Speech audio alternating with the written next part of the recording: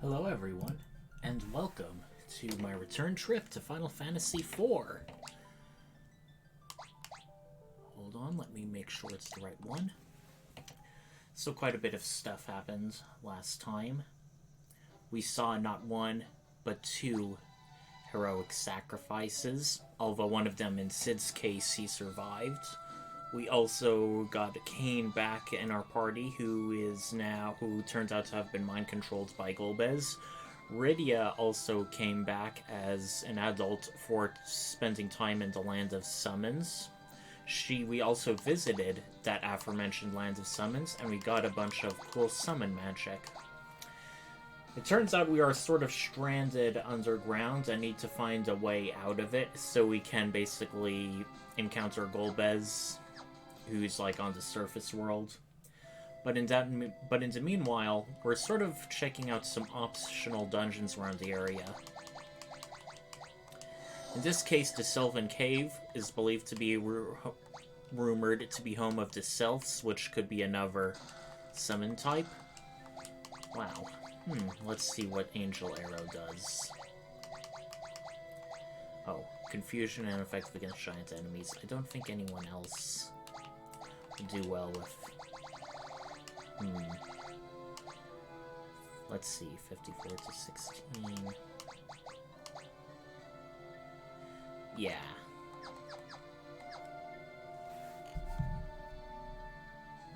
We can't exactly get this one, so that particular chest, so let's look around. Alright, let's see what's the deal with these evil dreamers. Specific weaknesses, so let's just wail on them.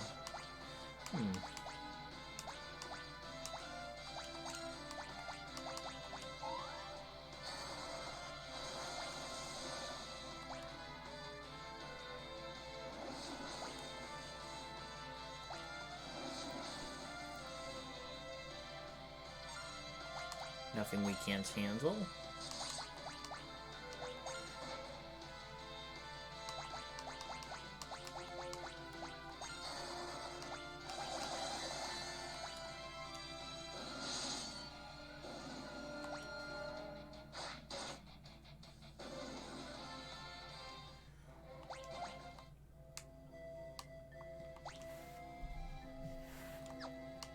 Not much else we can do. I do like how a lot of these battle maps often have the same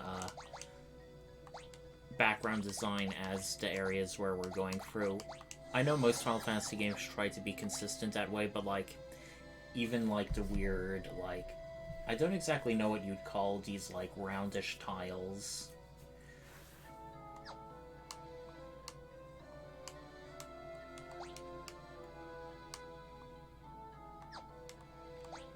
Wait.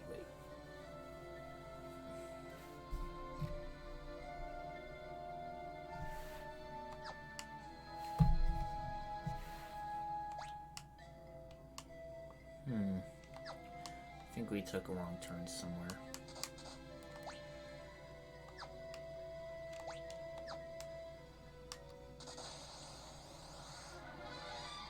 Alright, Marlboros. Any Final Fantasy veteran would definitely recognize these fellows.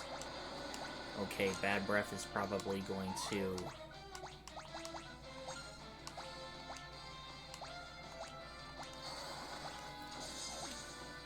Yeah, definitely paralyze the Marlboro if we can.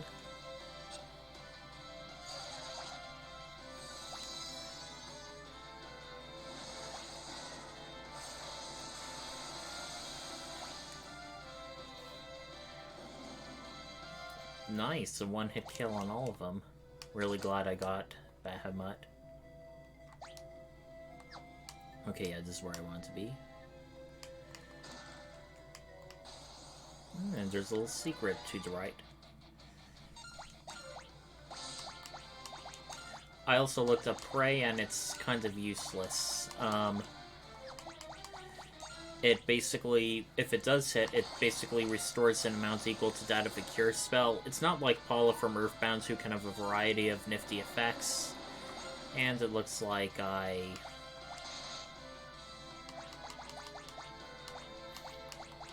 I'm afflicted. It may be a bit of a waste of a remedy, but... oof.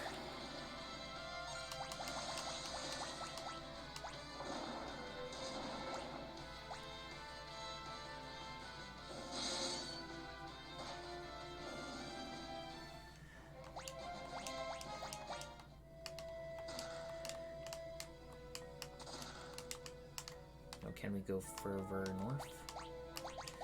Fairy Rod. We already have one of those. Cast Confused when used in battle. And man, look at all of those status effects. Not just Frog, Pig, and Mini. Pretty much all the transformation, plus Silence and Blind. Now here's the other... Now the other secret passage... There's another secret passage we can go through on this level. It's in that little alcove place down and to the right.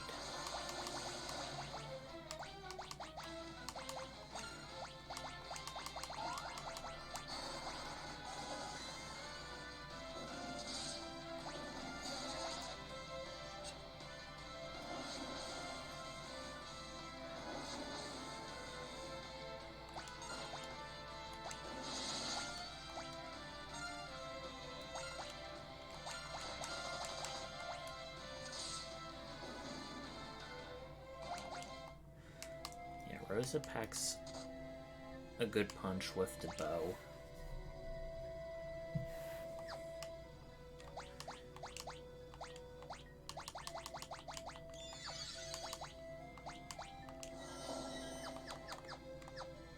Like, hits almost as well as Cecil.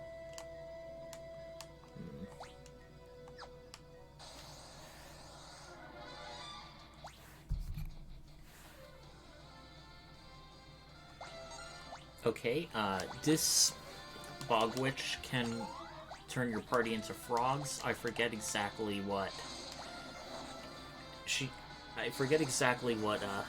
it does. Let me see. Cast a frog once for each living frog that's around. I forget if you should kill the Bog Witch or the Toad first. The Toads are super easy to kill. I definitely know that.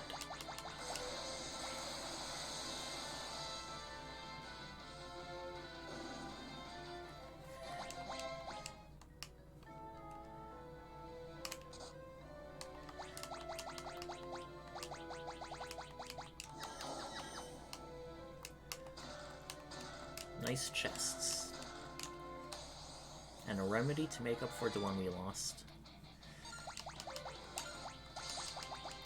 What's the deal with the mammons?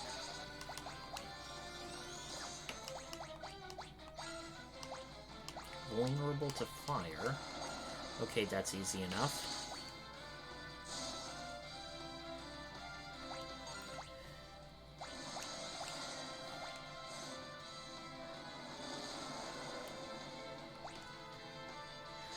Oh, it heals the Dreamer's Vow.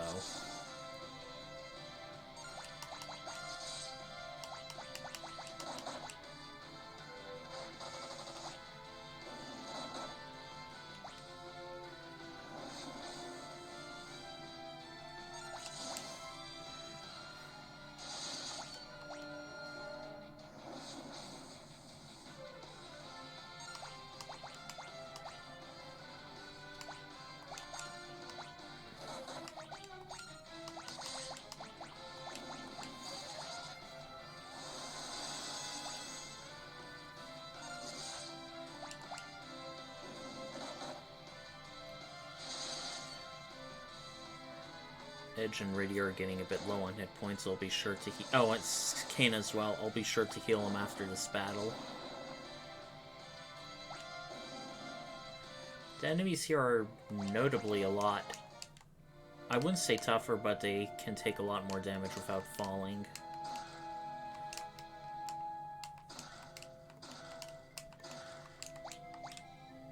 And we're nearly halfway there for chests. Now here's a hole we drop down to. We can go back up. Actually, we can't. And you may notice something to our left. There's a house underground. How strange.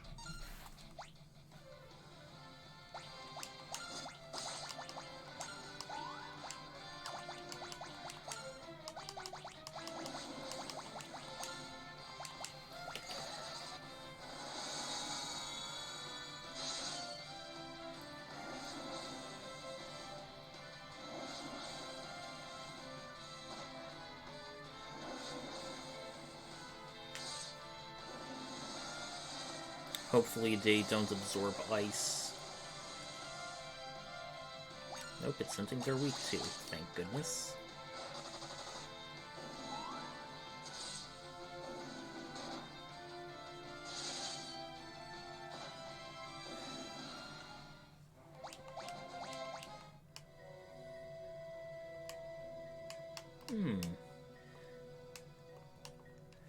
That's how we get to the warp pad.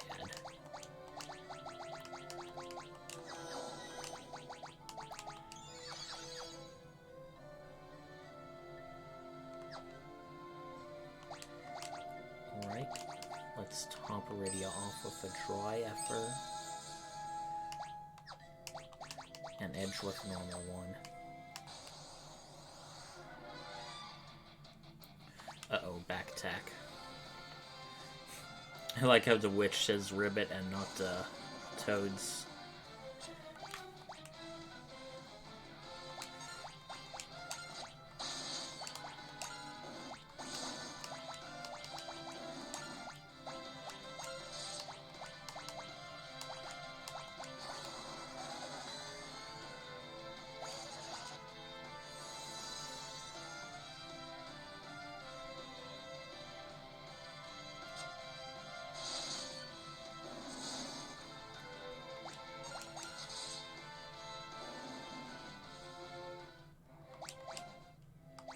Now these chests have monsters in them, so we're definitely going to heal up beforehand.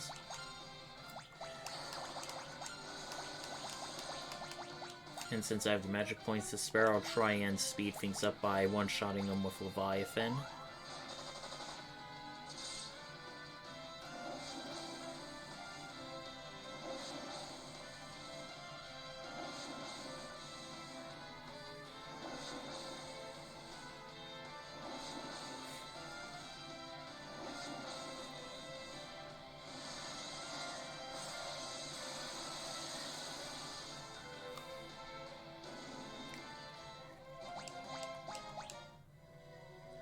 That got us a red fang.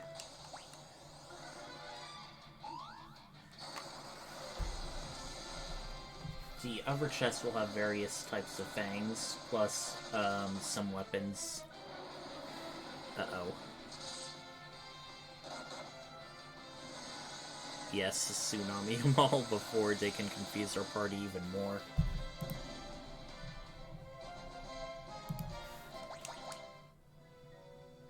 Alright, there's a Moonring Blade.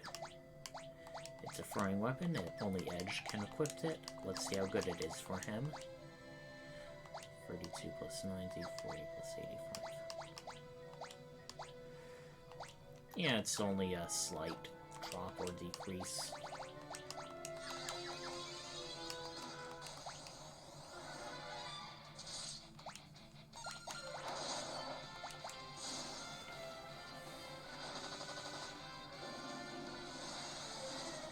Right, everyone went off pretty quick right there.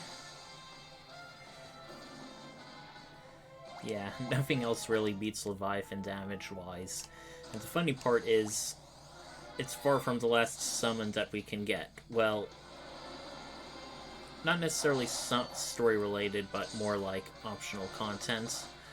Oh, much like Final Fantasy III, there's a healthier dose of different side quests, and summons are part of quite a bit of them.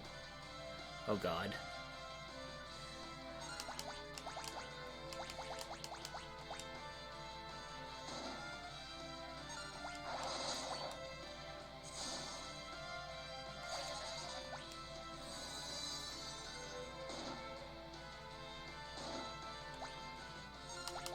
You know, our party's dropping like flies.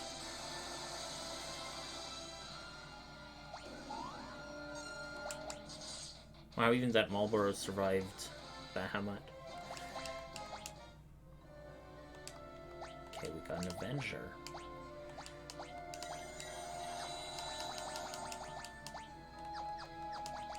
No, let's not waste a remedy. Let's do a Soon on them both. White Fang, Ice Damage. I think that's the first White Fang we got into game. Cecil or Kane? It's a two-handed sword, so I'd have to give up a shield. Cast Protect when using battle, so I guess we may as well. No, it's a lot worse.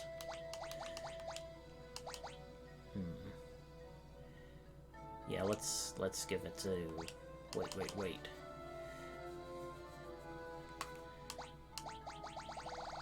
For some reason, I thought that the Ice Lance gave him a huge amount of evasion for some reason.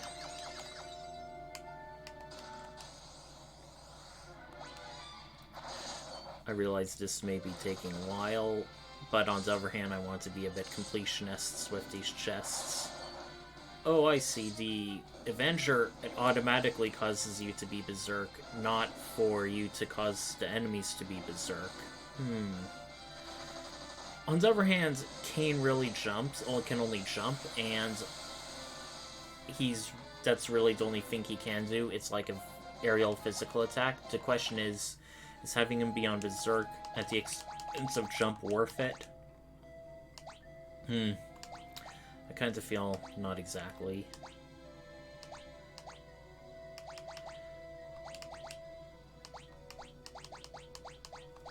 So let's give him a...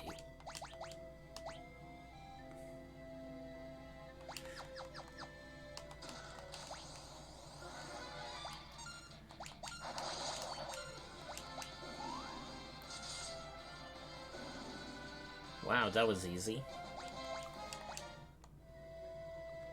And another Medusa arrow. Alright, we are now back, so we've got to take the other way around. Actually, before doing that, let's rest up with a cottage.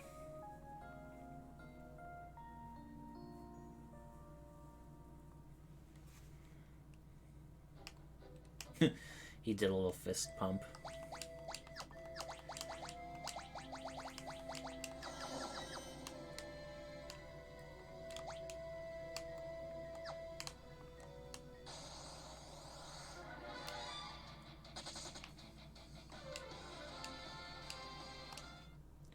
We may be coming back, I think, a third time, so I don't want to expend too extravagant amount of time in this place. Plus, we already, level up super quickly. We're, already in our early 40s on average in our party. Wait. I wanted to take stairs leading up.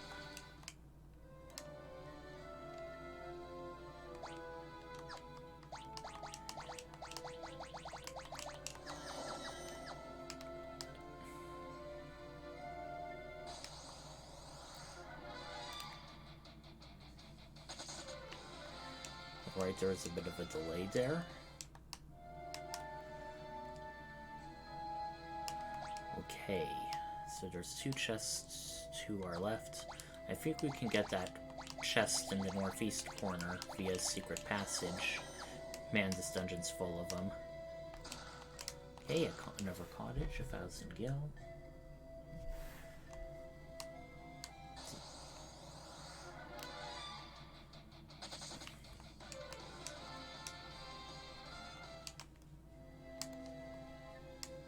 And before hitting that shiny thing, gotta go north.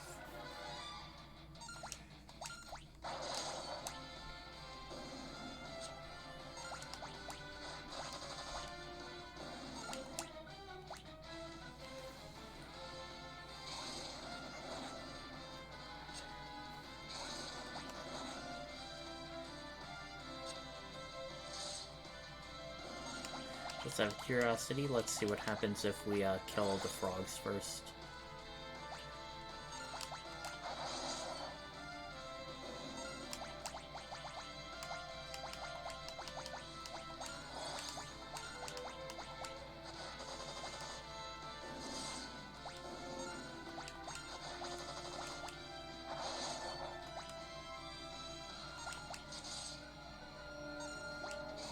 Ah. Cast Toad on herself.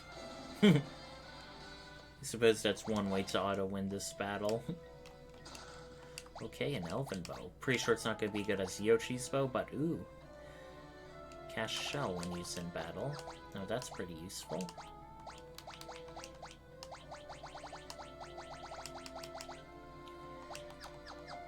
Increases intellect by 5, so it's a shoo-in for Rydia. Okay, save point.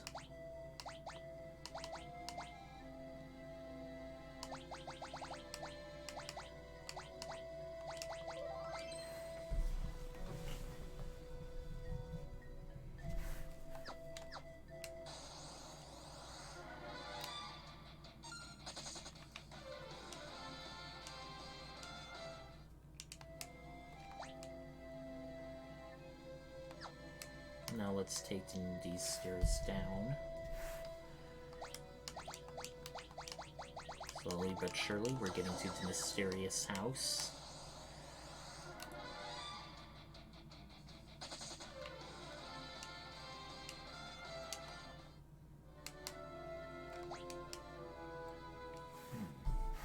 We're actually going to continue north because there's a secret passage.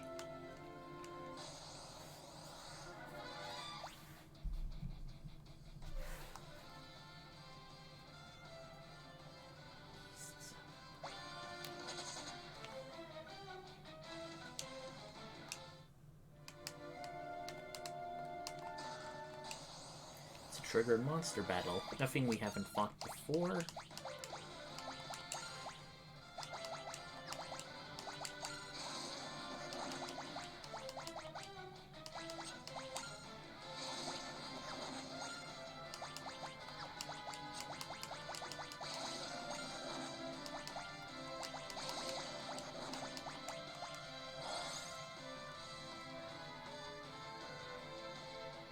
Ah, dang it.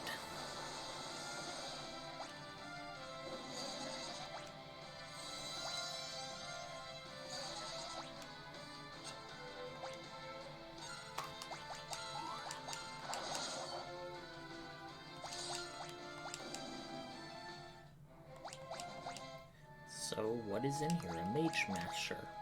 Dagger can cause silence and is effective against mages. Virtually anyone can equip it. So who do we want to give it to? Is it any better than the stuff we have? Whoops, we passed it. Not exactly. But wait, maybe it has... Oh, intellect plus 5, but... Still want to keep her with the arrow.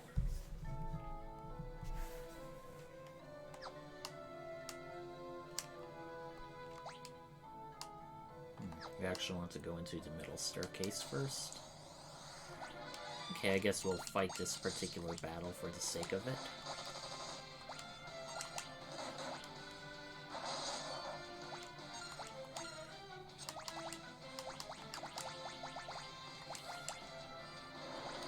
Uh-oh. I forget if this game has a ribbon equivalence. A thing that can guard against all status effects.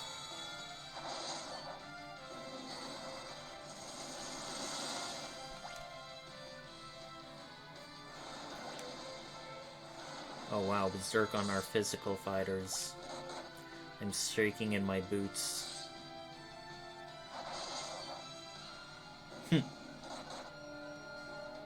What'd I tell ya?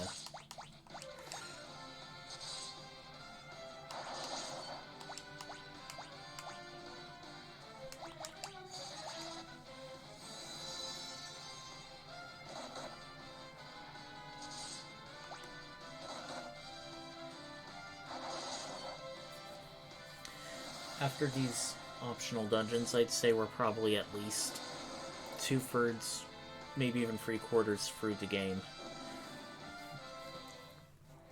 I mean, I wouldn't say we're near the end, but we definitely are getting close.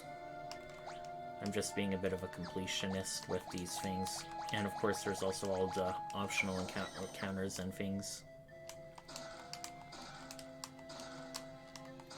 Okay, another Soma drop and golden apple. I definitely know what I'll be giving to who. So, 353 versus 350. Radia tends to be blasting a lot of her magic points with summons, so I'll give it to her. As for Golden Apple, maximum MP by 100. We'll give that to Radia. That'll make much more of a difference for her. Okay, so Radia got both of the good stuff. Okay, and now we have,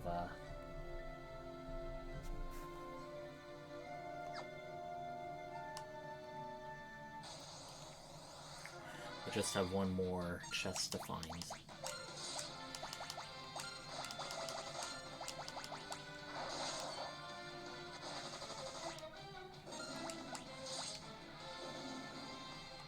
Will these toads do anything now that their witch is gone?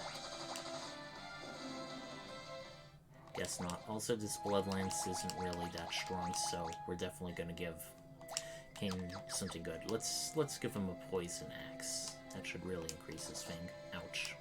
Ouch. Alright.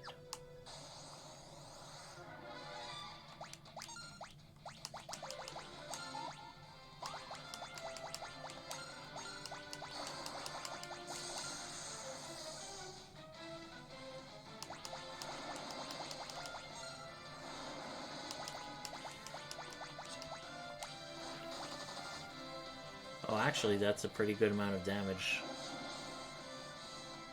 Maybe I shouldn't... Well, actually, Edge is really low in HP. Huh.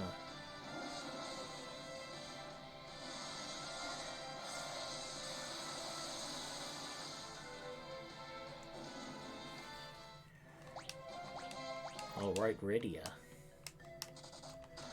Okay. That's all the treasure here.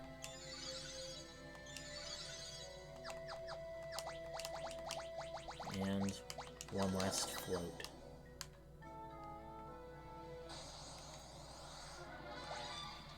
This seems to be the only enemy getting back attacks against me. Must be a particularly sneaky witch. Talk about a waste of 2 frog spells.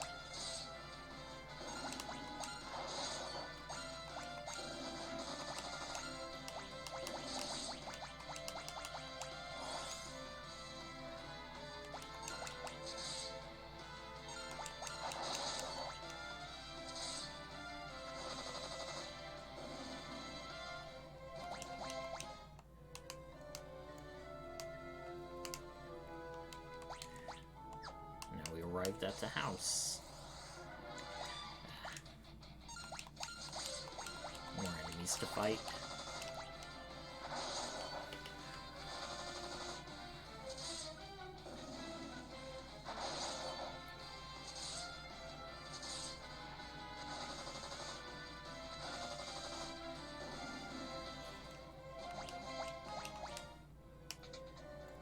What could be awaiting us? Yikes, humans. Oh, and there's chests in here and apparently one item. It's considered its own place. Cat Claw and Hell Claw. Don't we already have 2 of those? Yeah, we do. Strange. Are you seeing who I'm seeing?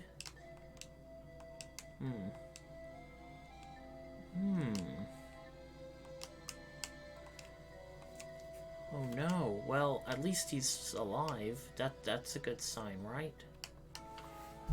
Hold on, there's one more case. Well, that one item we can't exactly get right now, so... This is something to come back for later.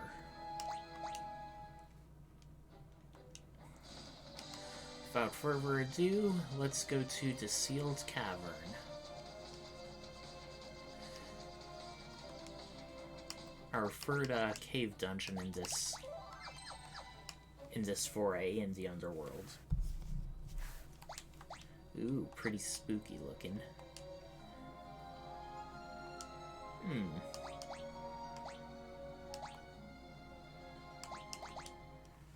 Let's show the necklace from the dwarf girl. Wait, if we're underground, where did that lightning come from? Strange.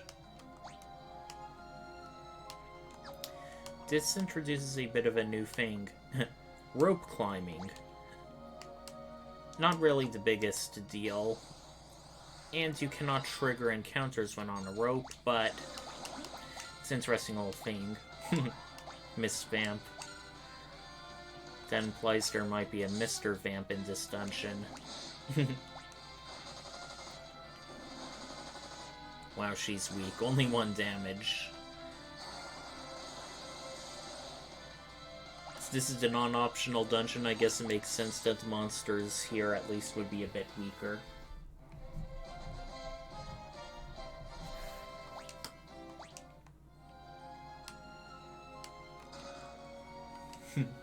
Wow, we're finding a lot of bestiaries.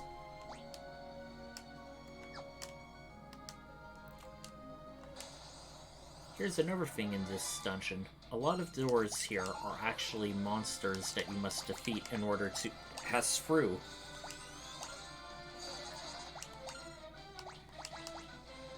Huh. Looks like we can't scan them for some reason. On the other hand, they aren't that tough to defeat. Ever and a Kotetsu. Pretty sure we already have one of those. Yep.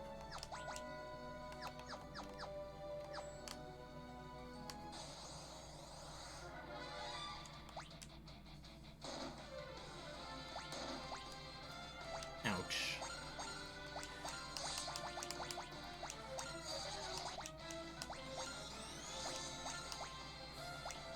Oh, they're not very strong at all.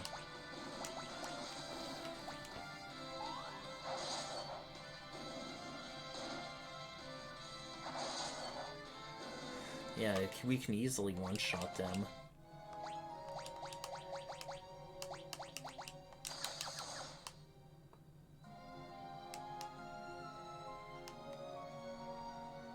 Right, let's climb up here.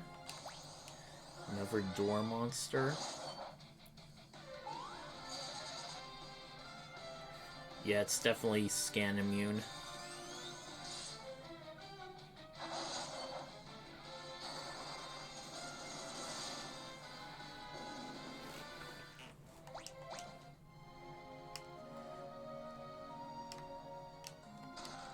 Okay, a high potion, an effer. Another trapdoor. I really like it, like it's a literal trap, but also a literal door.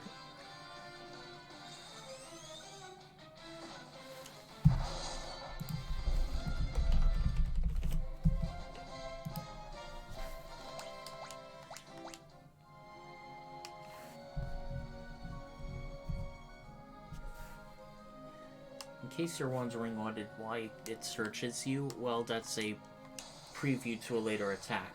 They cast 9th Dimension on the next turn, which instantly kills the targeted character. So, if you don't have like a White Mage or Phoenix Downs, that can be pretty devastating. See? The good news is we do have one, and they are easy enough to defeat, so let's bring Cain back to life.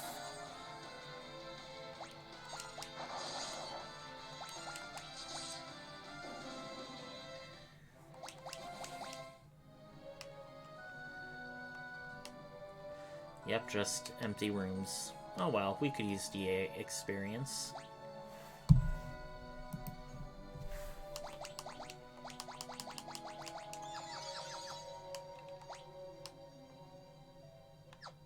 Right, we want to go south first. There's one rope leading into darkness.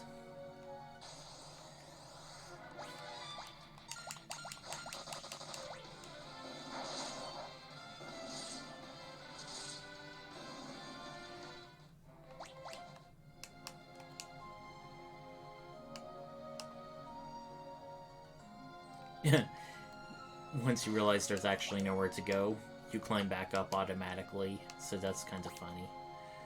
Alright, I don't exactly want to waste everyone's time, so looking ahead, there's a second door from the right. which will have a treasure, so we're going to go through there.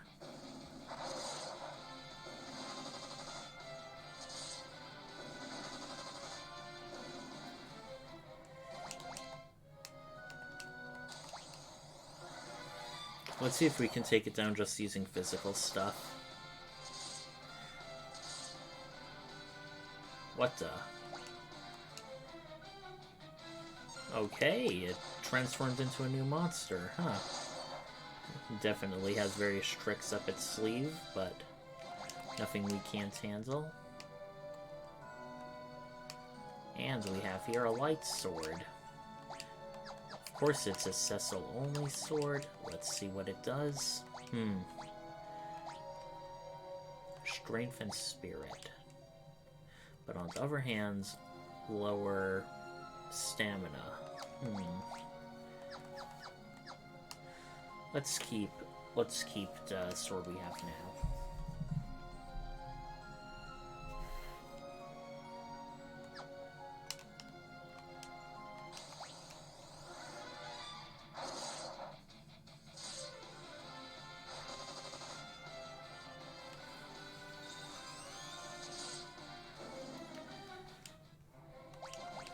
Actually, since it's giving so much XP to us, maybe we should do the rest of the doors for some easy XP.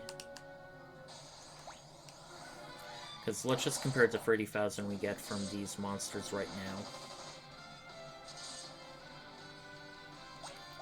I have to say I really like the design of the vampire characters in this.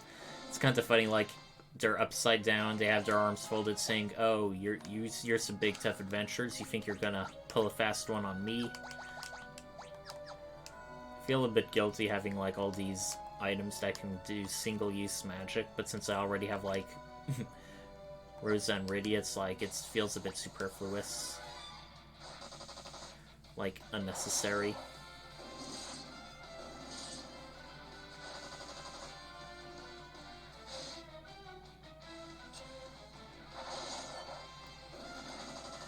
I think there was a similar monster in Final Fantasy III that also hung from the ceiling. Okay, full life. Like life, but it gives you back to full HP. Let's see how much it costs. 52, that's a bit pricey, but on the other hand, for the price of a dead party member back at full strength, that's pretty good trade-off, I'd say.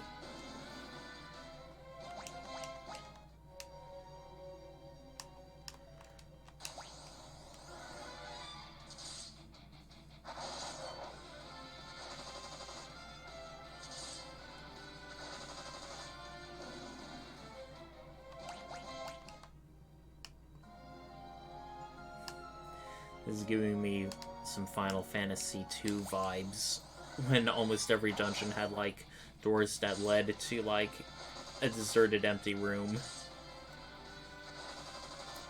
Yeah, Final Fantasy IV does it right, where it's, like, a rare thing and or a gimmick in, like, one dungeon, rather than in every dungeon. The game designers definitely improved a lot since then. Okay, we have a rest area.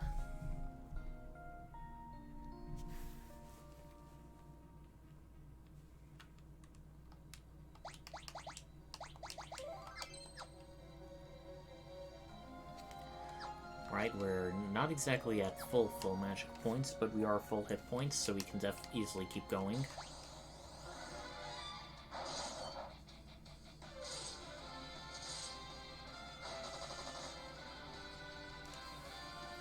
Gonna be another Chimera Brain.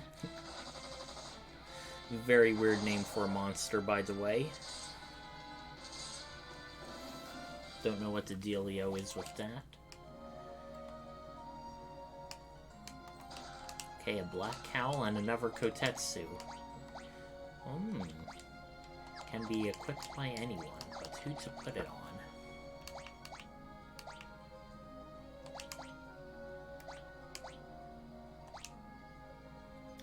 Let's put it on Edge. Even though he has high evasion, he is a bit fragile and low HP, so he could definitely use it.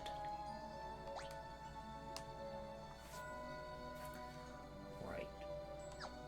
So we don't want to go down the rope just yet. We want to go into the southwest door.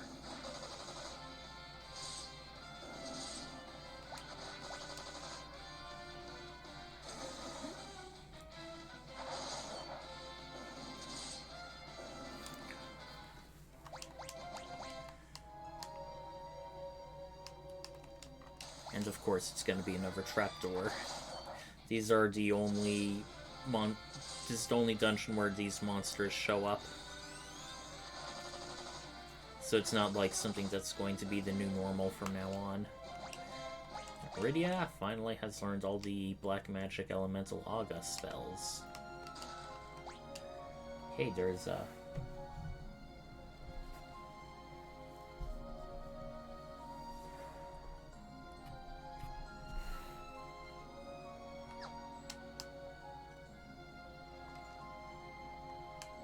Alright, more chests.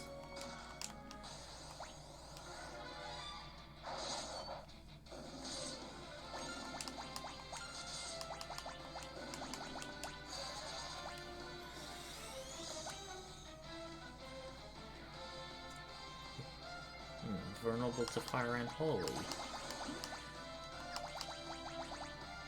know what, let's just do Farag on both. I think it casts faster than summoning.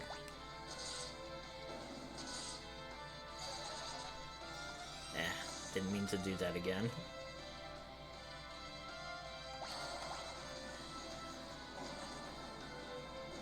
Ooh, I think that's our most damaging attack yet.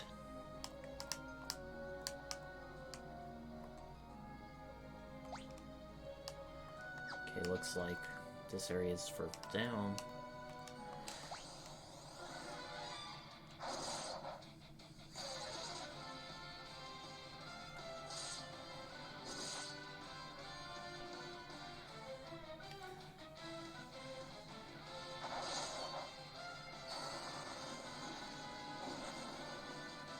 Uh-oh.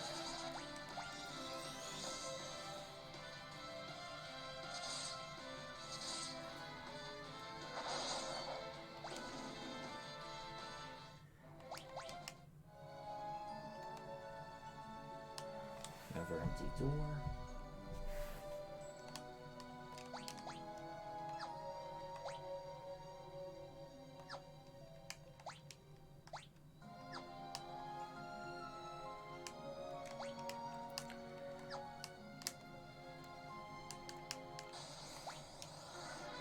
Okay, a screamer. I don't think we fought those yet. But wow, they go down super fast. I gotta take her off scan, I just keep forgetting.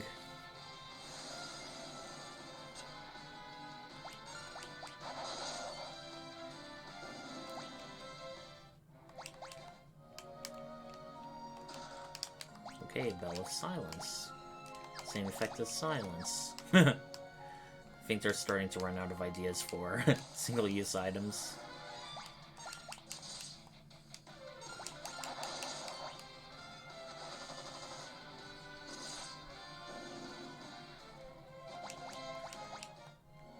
Man, it feels like we leveled up like a bunch of times already in this dungeon per character.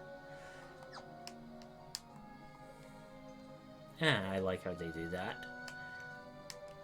Graphics-wise, I meant, when we were climbing down and there was like this foreground superimposed over us.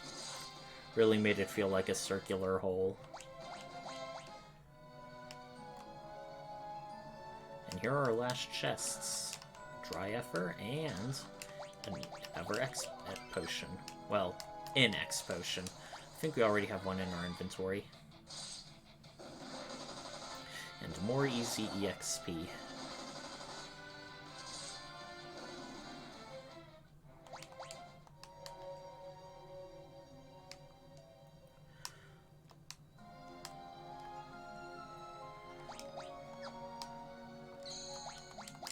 Let's use another tent, because whenever you see another save point in this dungeon, that's a pretty safe indication that you're going to be fighting a powerful boss.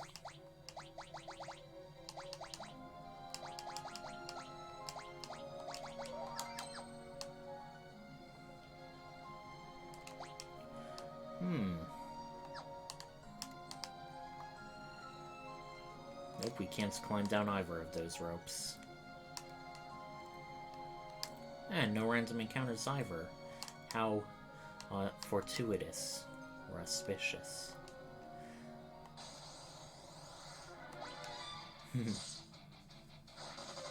Oh, yet another trapdoor. No biggie.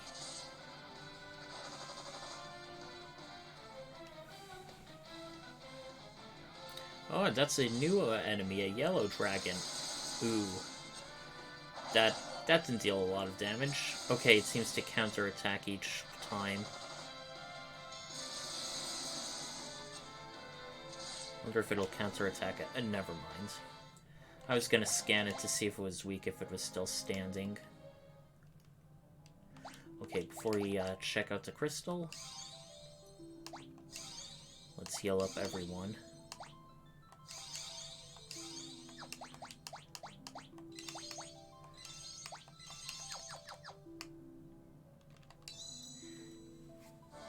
We got the last dark crystal, keeping it safe out of Golbez's hands.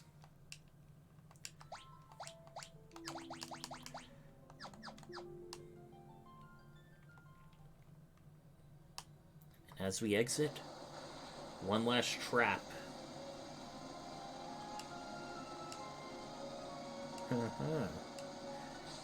Not like you can just cast teleport and get out of here.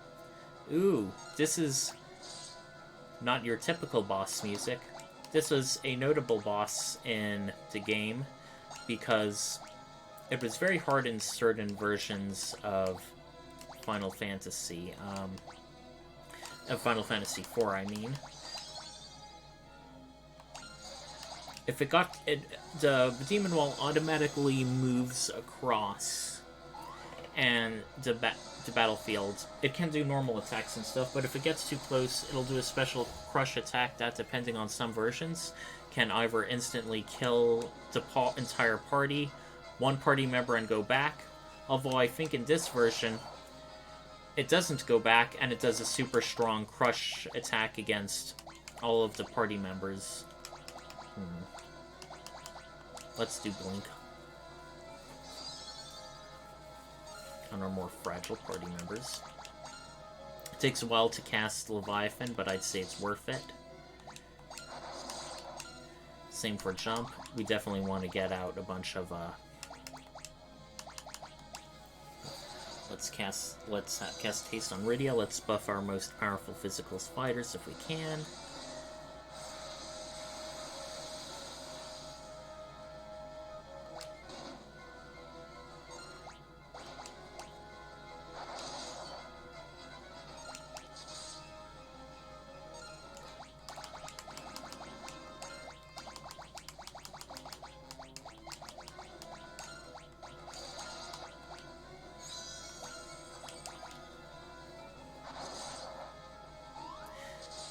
Has 28,000 hit points, so we were able to take it out really quickly. Oh, I like how it even has, like, a sprite for the top as it recedes. So yeah, we'd really only be suffering if we were, like, grossly underleveled, but we're done.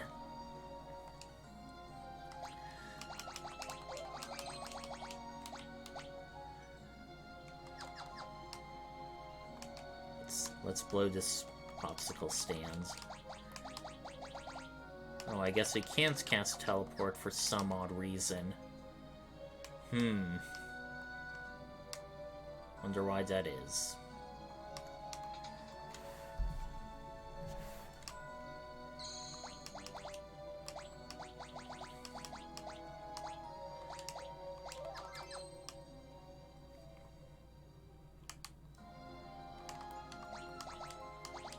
Can we do it now?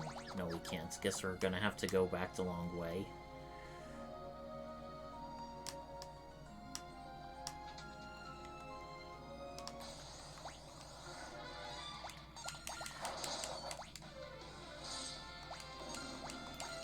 Oh, 6,000. I think he's using probably...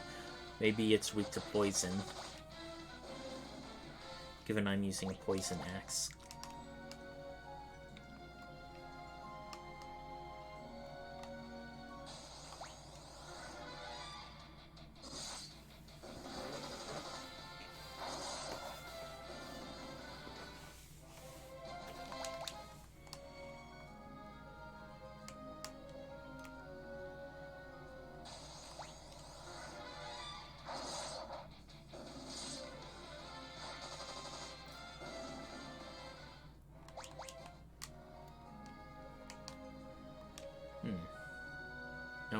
It doesn't lead anywhere. This dungeon's full of so many false exits.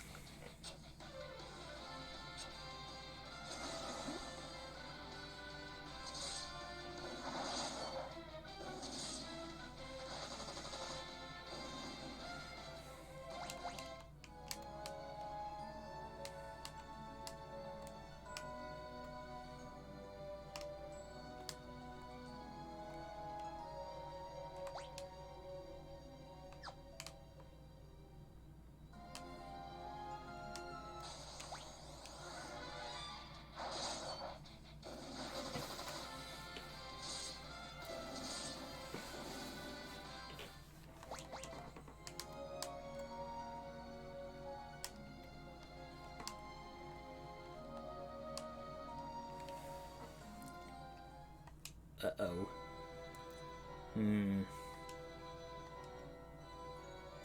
Well. So you say.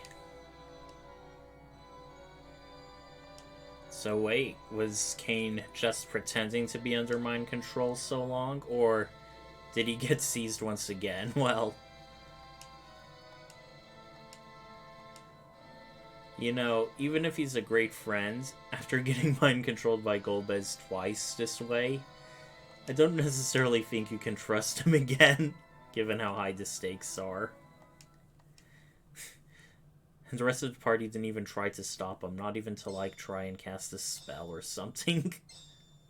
Hey. But 8 crystals instead of 4. Looks very pretty that way. And the dwarves back at the palace are probably looking at this tower and going, I knew we couldn't have trusted them.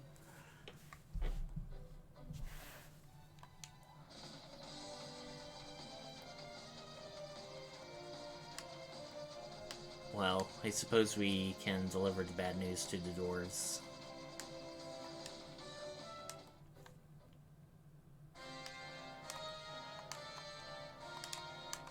Okay, it looks like they're not saying anything new.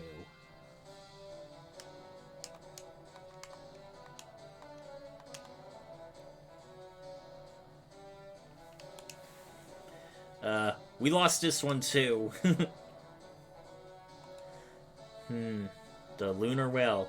This is another interesting part about Final Fantasy IV that has definitely caught a lot of... is one of the more memorable parts. Remember, I think we heard earlier in this game about how a whale descended from the moon to the Earth. The Mysidian legend. Yeah, but that's one born of a dragon. That's talking about a dragon, not a whale.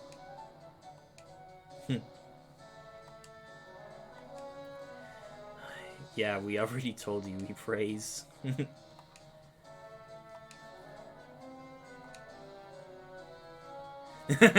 I love how he says it so nonchalantly.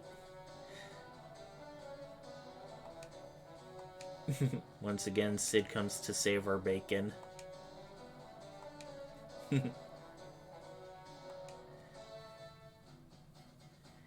Yeah, I really like Cid's theme.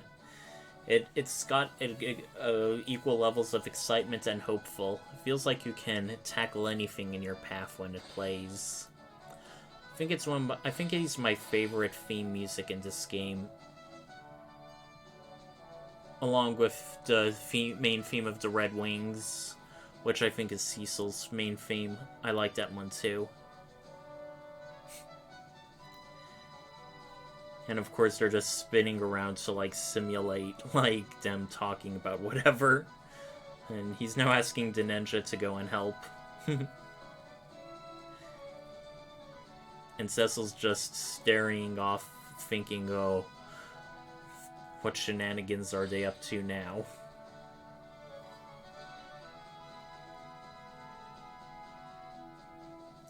Don't just stand around, Cecil. Put your back into it.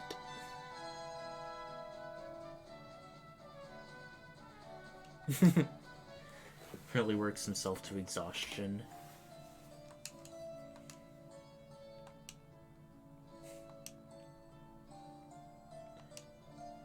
I mean, don't sell yourself short, Sid. You've helped progress our game in more ways than one. I like how even after former party members leave your party, they're still kind of, like, active. Well, not in all cases, but, like, in some cases. And once again, since Kane left our party, we now have all his stuff. Let's see if it would be worth equipping anything with it. You know what? Why not, Cecil?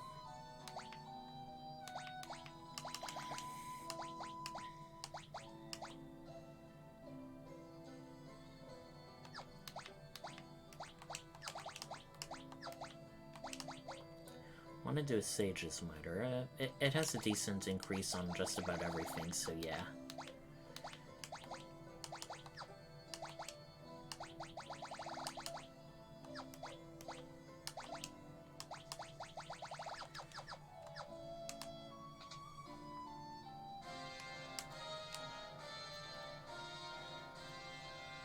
Well, we don't have anything further much to do here, so let's head to the airship.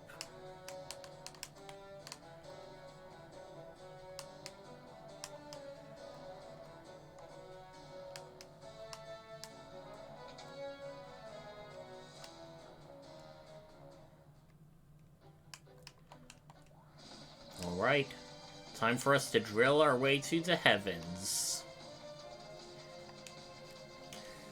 Literally.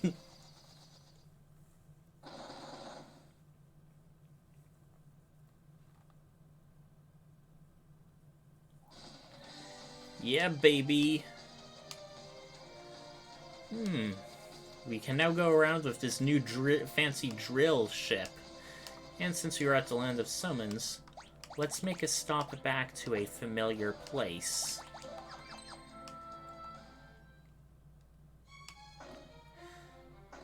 There was a certain place in the basement. The castle. Let's see if I can get to it from here.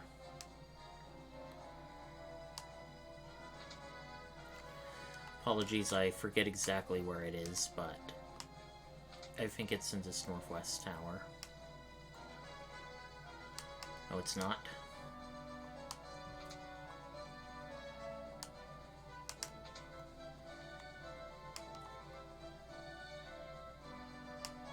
Not here either. Where we saw the spirit of the king.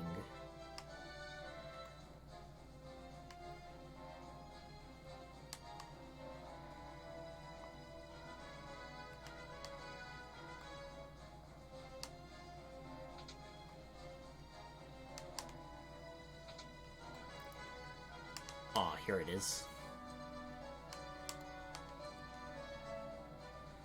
Since we visited the Land of Summons, let's see what our dearly departed regent has to say.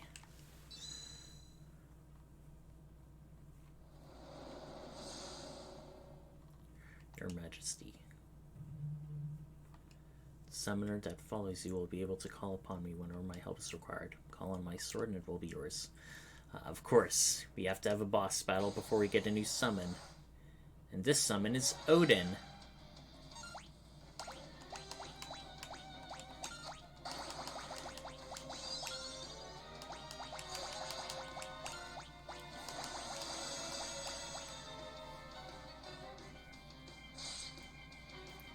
Ooh, he hits hard.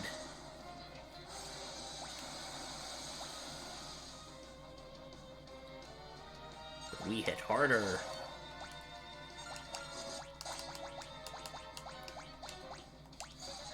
Oops, they're already all protected.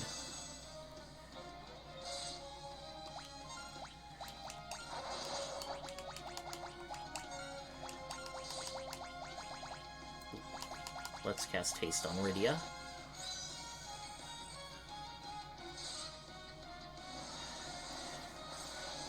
So far, so good. We're not on a time limit for this particular battle, so it doesn't feel as intense. Uh-oh.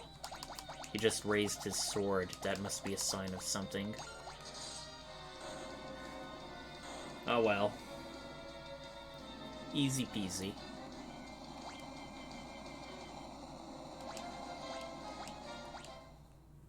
You have grown strong. Now you must use that strength to protect Baron and the world. Yeah, Odin, baby. I think we have 2 more optional summons left to learn in this game. So let's see. Summon Odin. Inflicts instant death on all enemies.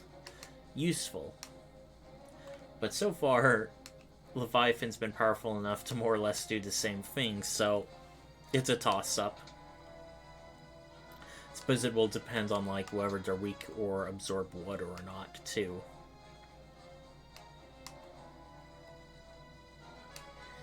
In the meantime, let's go inform Yang's wife about her husband's location. She can definitely do with some good news.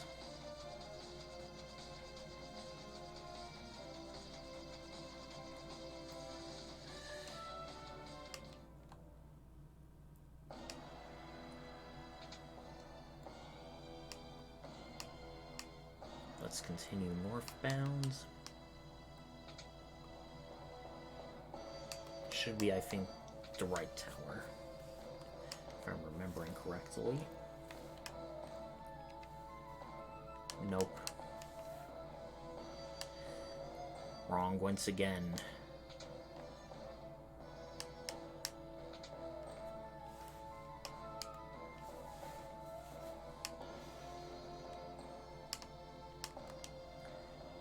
Your husband's in the underworld?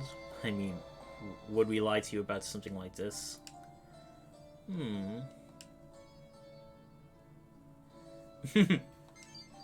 Well. Aw. Cooked many loving meals. That should hopefully be enough to wake Yang up.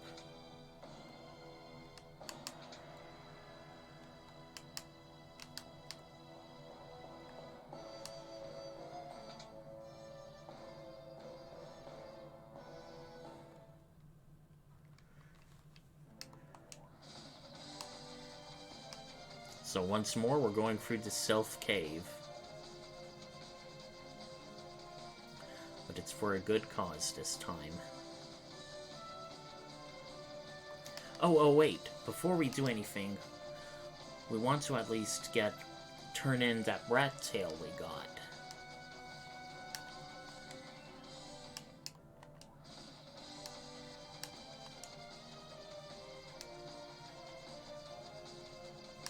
Definitely get something useful for it.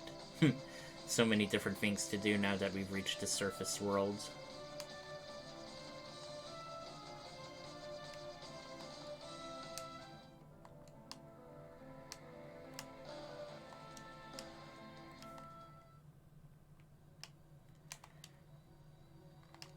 A rare animal tail. Well, a rat tail is super common, so what's he gonna...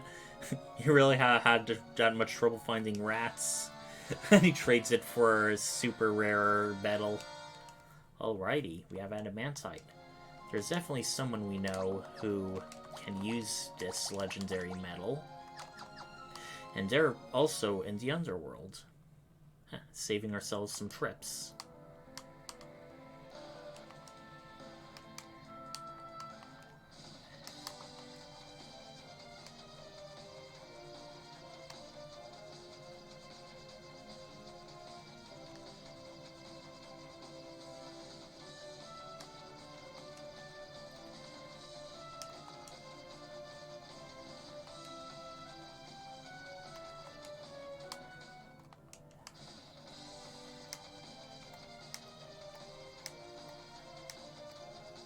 We cannot descend in our normal hovercraft airship this way. For some reason, you have to do it with this one.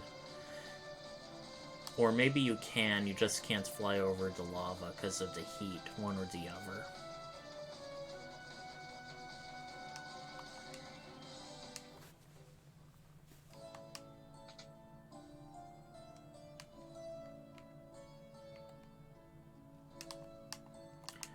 Wake up, sleepyhead. I got adamantite for you. Ah, and we give him our Sword of Legend, which is the very first sword we got when we first became a paladin.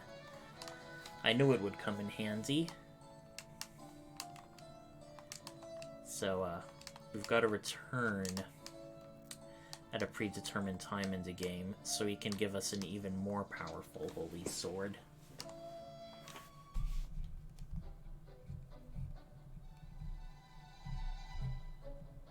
So we wait.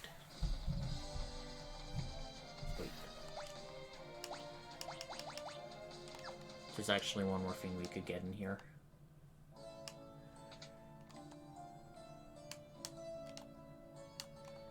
It wasn't here previously, it's only once you come back, which is kind of strange.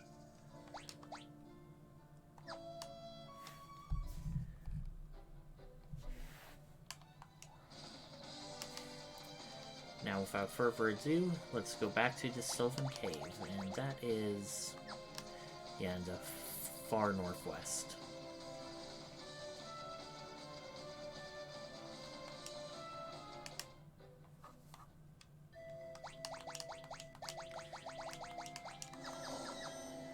Okay, we're here for a third and final time.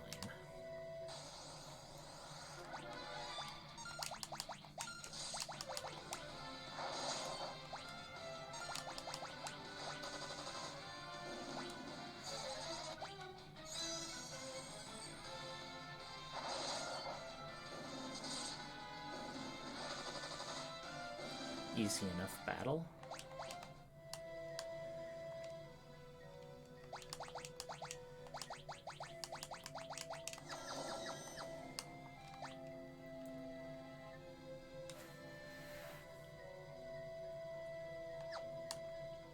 Stairs that lead up.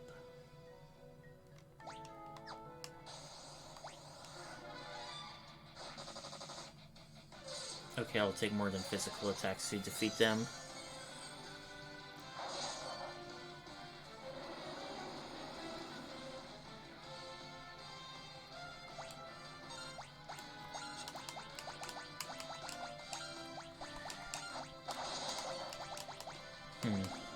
I get the feeling Odin may not work well on them, so let's just do something like Rama.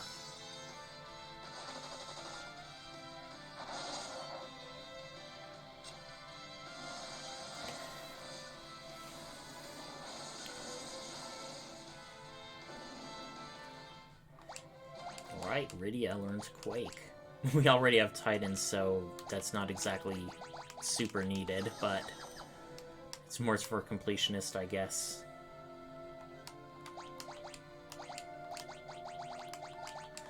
And yeah, maybe it's a more powerful form. Let's compare. Magic 1 cost 30, 40. Maybe it's cast quicker. That would be my guess.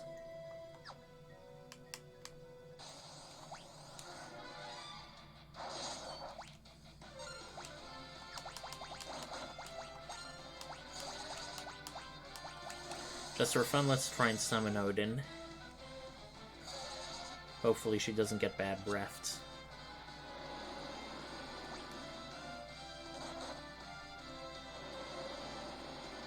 Oh no.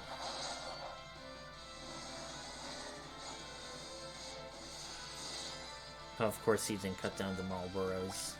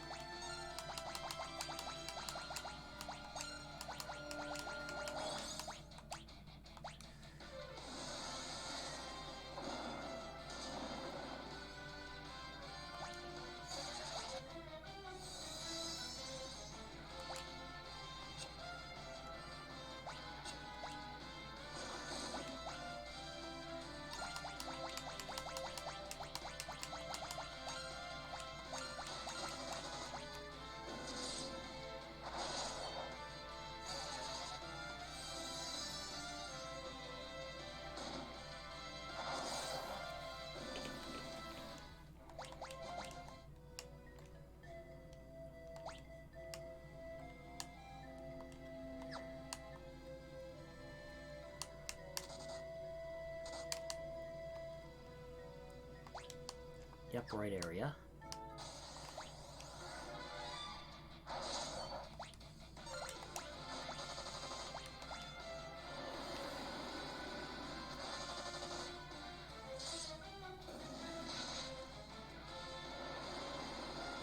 Oh no, both our white mages are...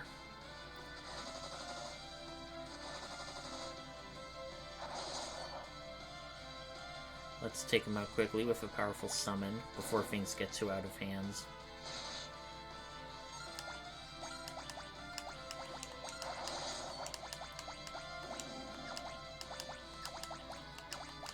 You know what? I think we got this.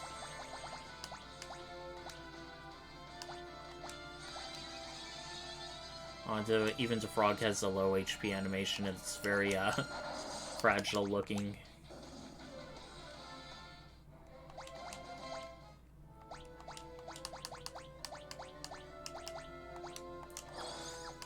Always kind of wondered why they call it Maiden's Kiss, because it's like, it's not a literal kiss, because it's like stored like an item.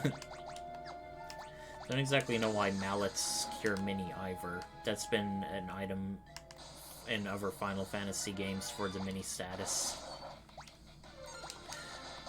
A lot of these items names leave you wondering. An antidote potion, those are self-evidence.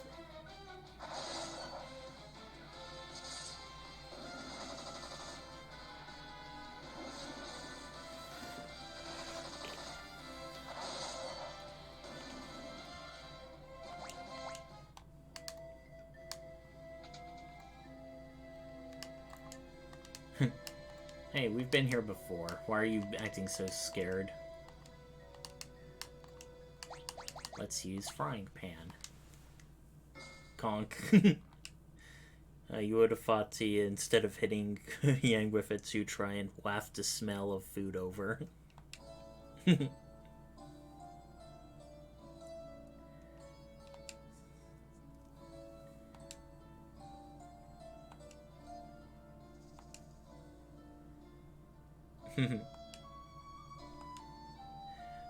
Yeah, they say this even if you have like less than 5 party members.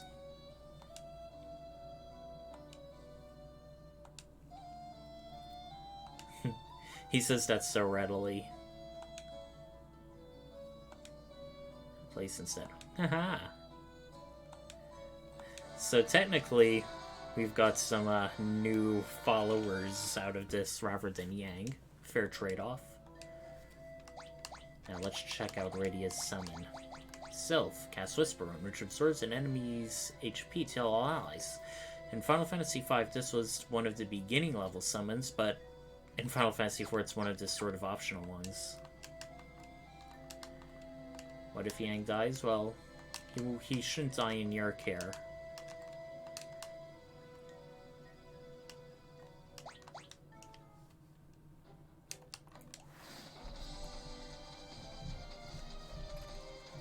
Welp, let's go back to Mysidia and check it out. This Tower of Babel is now glowing ominously.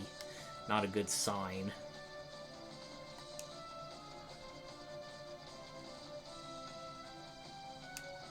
Oh yeah, one more thing.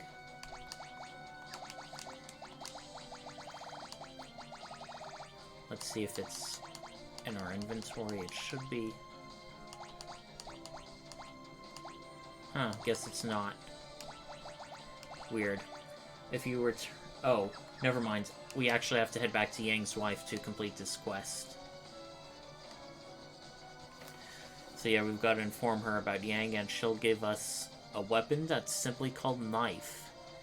In spite of its unassuming name, it's actually a throwing-only weapon, and it's also the most powerful throwing weapon in the game, for it will always deal 9,999 damage. So we're definitely gonna get that.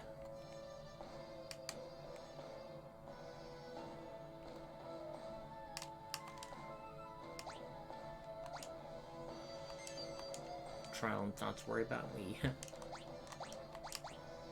A kitchen knife that can cut anything. How appropriate.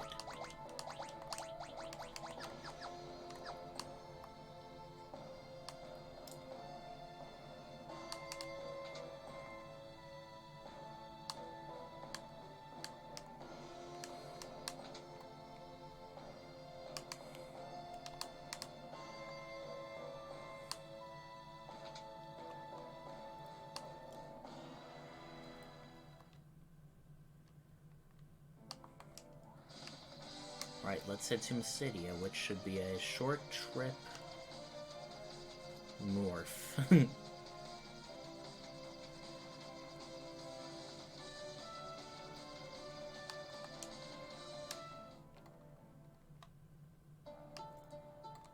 Right, we're greeted as soon as we step in.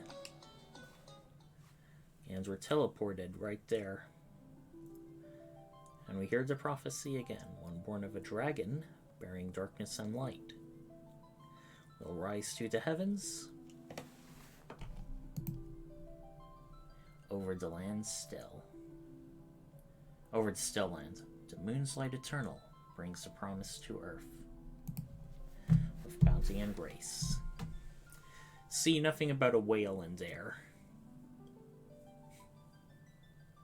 Although I suppose people might have confused a whale for a dragon.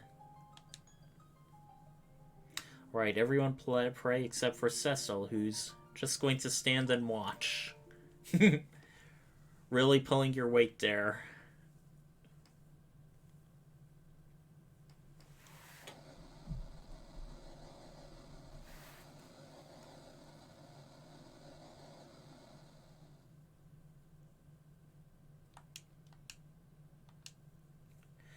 What is it, you say?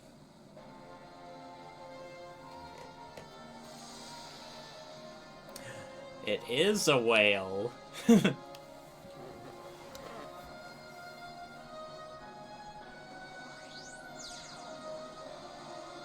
A whale with a interesting looking energy field. The great and glorious vessel itself, the Lunar Whale.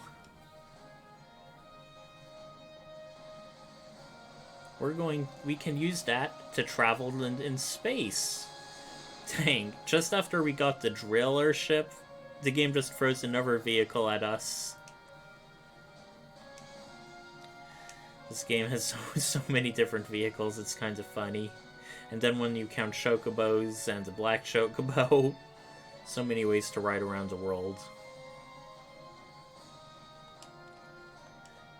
So the Lunar Whale isn't really a living entity so much as an artificial vehicle.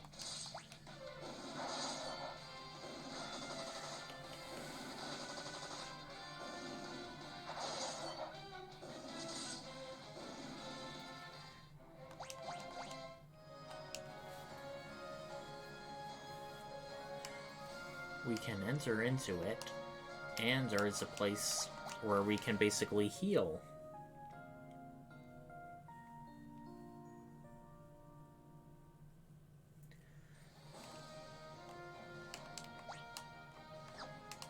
We can go even further south, and there's Fat Chocobo if we want to store stuff. Now, we can inspect a crystal, but first we just want to go... which will help us get to the moon, but otherwise we can go around the world map.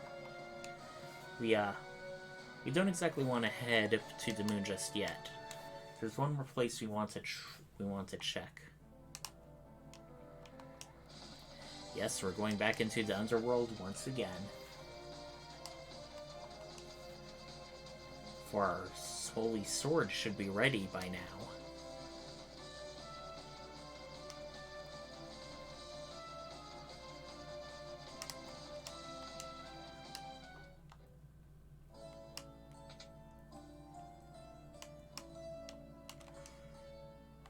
Excalibur, what else could it be?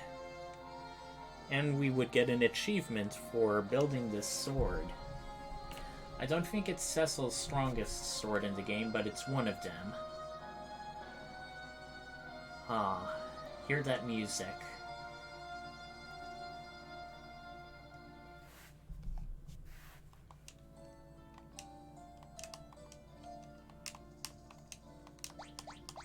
Without further ado, 133 to 190. It also increases strength by 10.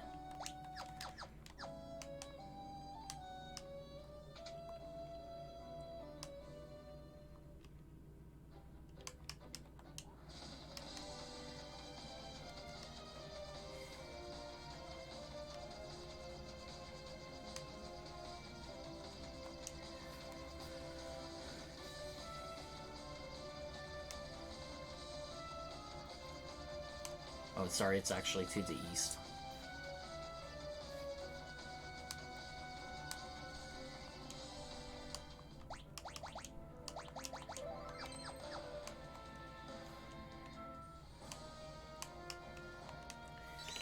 We touch the crystal, we get a little animated cutscene as we fly into the air. Check it out. If you look closely, though, it's actually a map of Earth, and you could see Africa and Madagascar, even though the world's map is nothing like the real world. And if we use the crystal again, it'll show us going from the moon back to Earth. And wow! Here is yet another New Worlds map. It's much, much smaller. And you may notice we can't exactly land anywhere. We've got to land on these upraised places. So there is one place we can check out. But before going here, there are some optional places.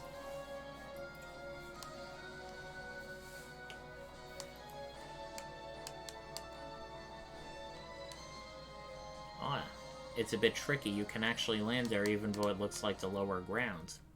And even though we are on the moon, we don't need any special protection walking around.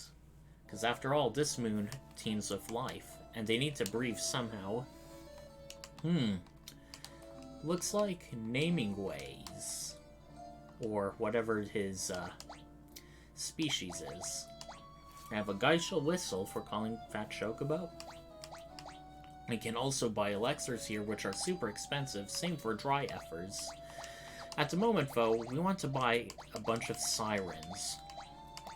When used, they will summon the rarest monster in an area. And this will be good for farming summons. So getting 47 sirens may be a bit on the excessive side, but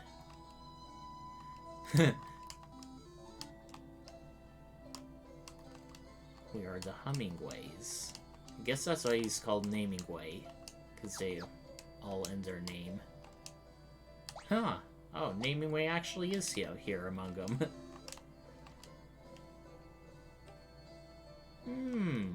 Backstory for what is essentially a superfluous... Well, I wouldn't say superfluous. Sort of like a side character. Right, now that we got a bunch of sirens, let us land here.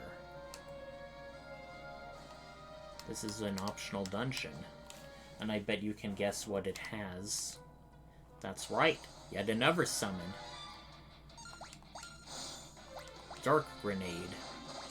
Like a bomb, but the most powerful kinds. Ooh, that's gonna be tough to deal with. But wow, they go down quickly, and Cecil nearly did 3,000 damage with a sword attack. Pretty amazing if I do say so myself. And how appropriate, a lunar curtain on the moon. Cave of Bahamut. Bet you can't guess what we're going to find here.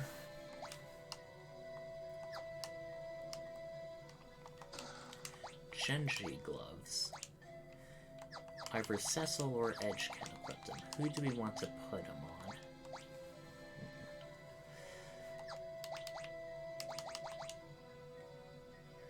Ooh, that decreases by a lot, so... Yeah, let's give it to Cecil. Wow! This is very sci-fi now. Looks like a mecha. If I remember correctly, they're weak to thunder. But just to be on the safe side, let's scan it.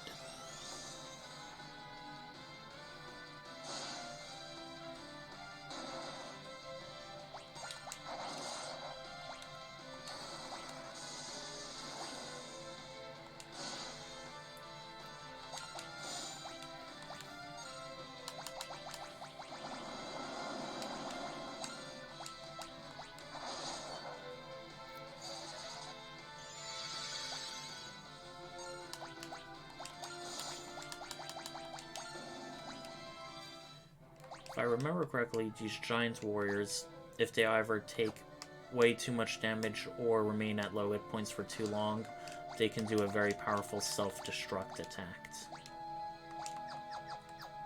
And that is guaranteed to almost one-shot a character, even if you're like super high level.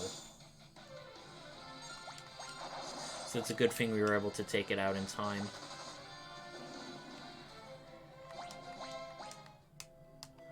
Alright, we're level 50 now.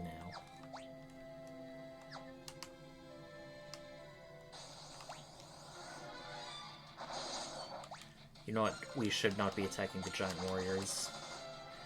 These will be much easier to defeat.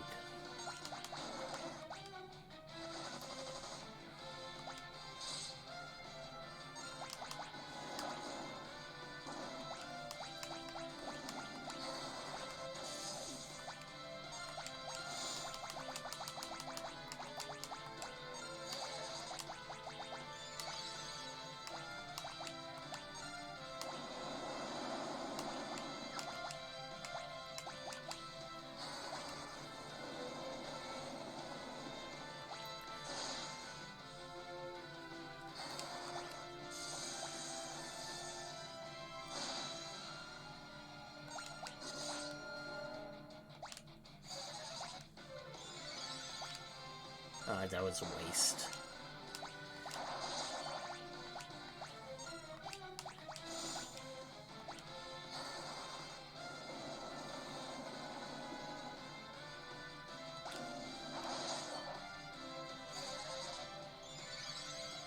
That, not so much a waste.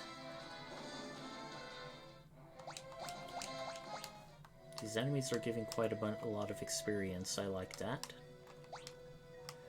2 more chests. Ooh, and a silver dragon.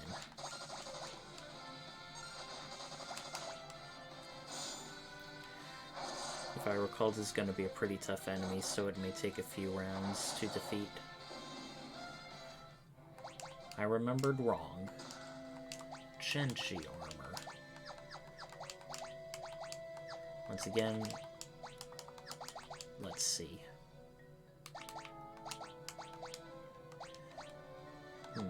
Well, evasion is kind of his thing, so looks like Cecil's getting the lion's share of stuff.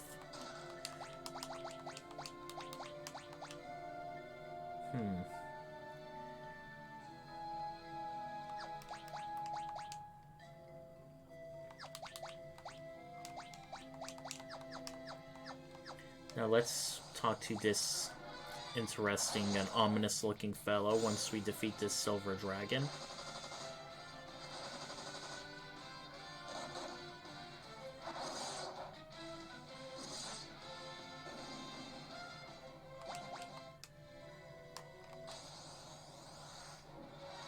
Ooh, special music too. Yeah, I don't think we could pin a behemoth. Let's try using our newfangled self. Ah. That was horrible. Man, this thing is hitting like a freight train.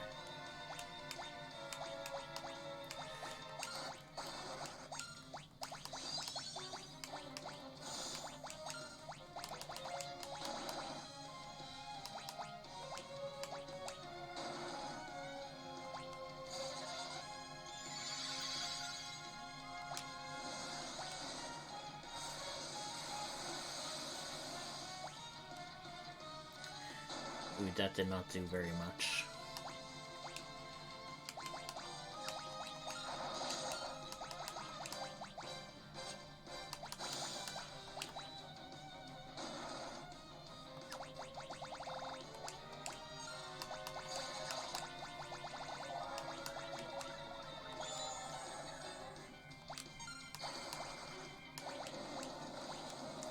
Since I almost never use steel, let's see if it does anything good.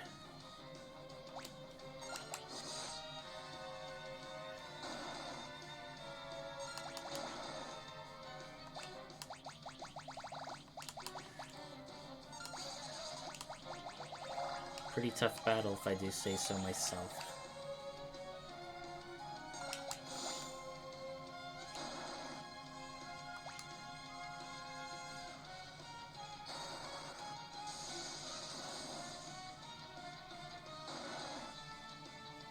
For some reason, Rosa's hardly taken any damage.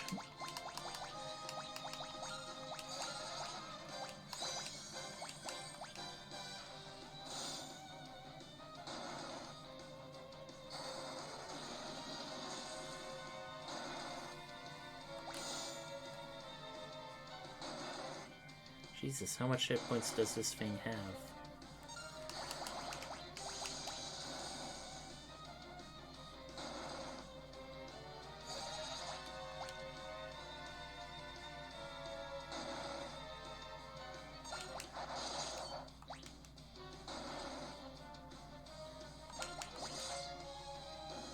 Okay, thank goodness.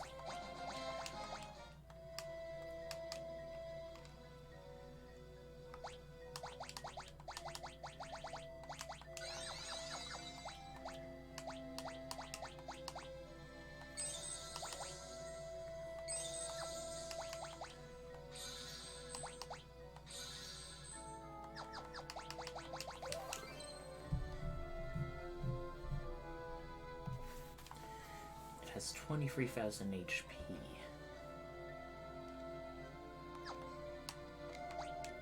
Gee, I bet you can't guess what this one is. Yep, another behemoth.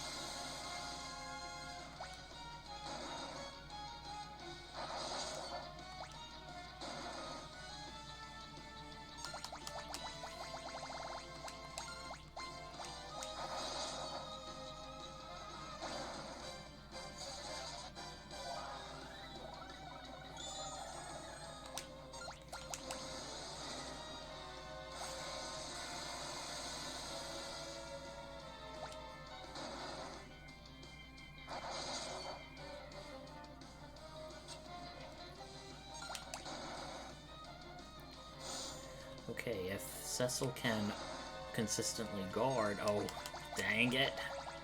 Okay, this is gonna be a bit infuriating.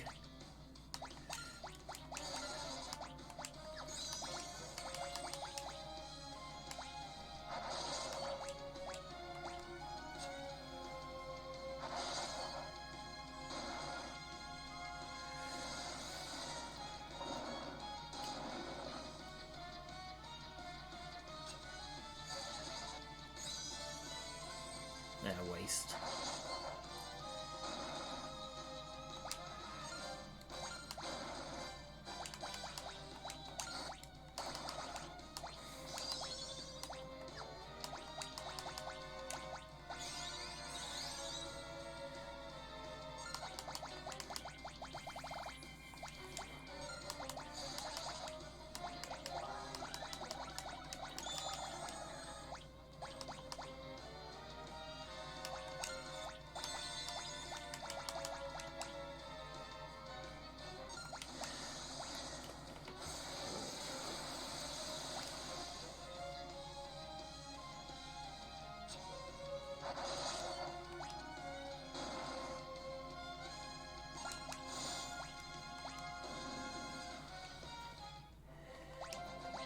Right, Radia learns a useful spell.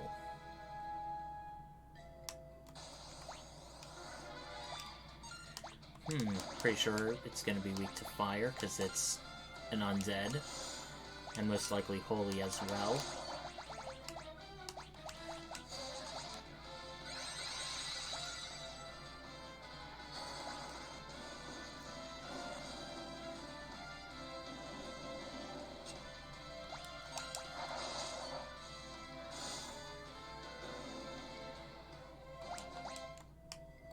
Okay, one more behemoth.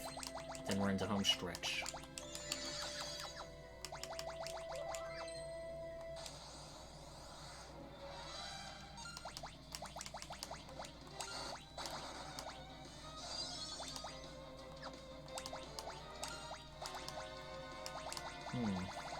Is there anything useful she can do?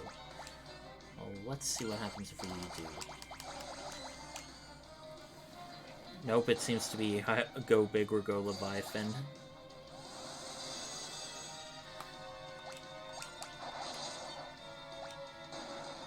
You know what?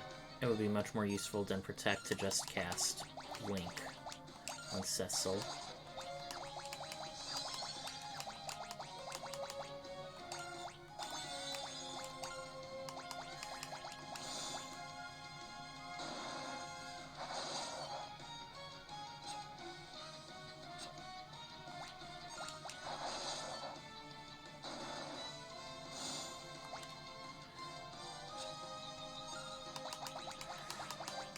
Blink on everyone.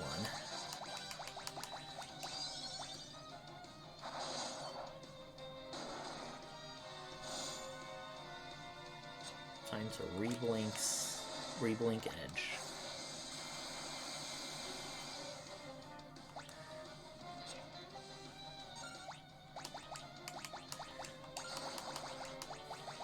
What else can she do? Let's haste Cecil. Oh, he doesn't have Blink on. Okay, he can survive that. Oh god, no.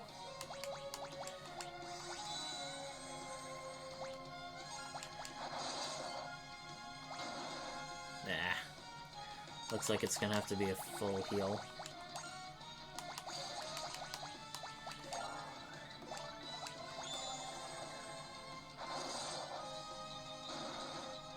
As tempting as it would be to throw a knife or a shuriken, I kind of want to save that stuff for later. Because this is just a temporary roadblock. There are much harder battles to go.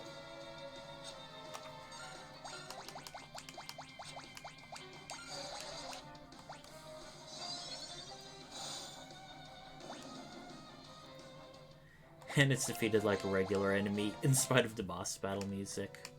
Right, children. Strange. We have a regal-looking figure up here.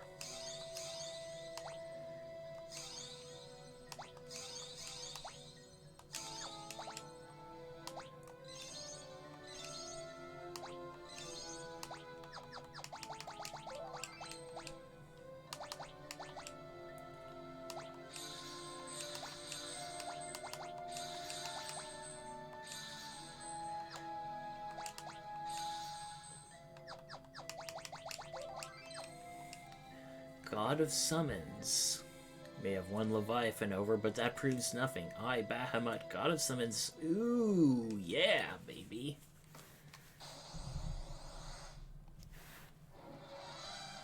Doesn't look as big or intimidating as the Behemoth, but he's going to be doing a countdown to Mega Flare, so we got to defeat him in that time. 4.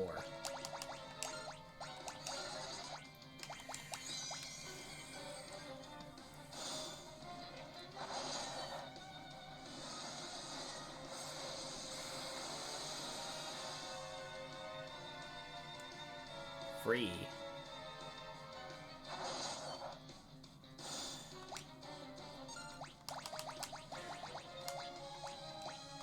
2.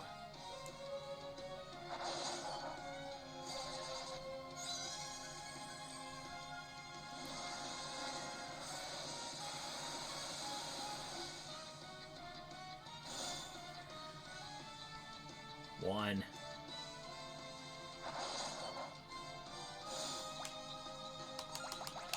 Will we make it in time?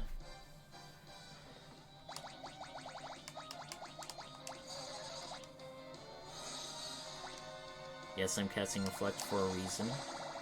And while we have it, let's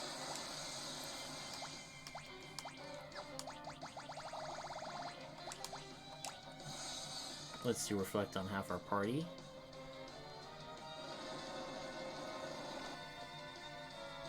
Ah, and he has a special attack animation before casting Mega Flare. It'll do 9,999 damage to everyone who is not reflected. Well, half our party's down, but...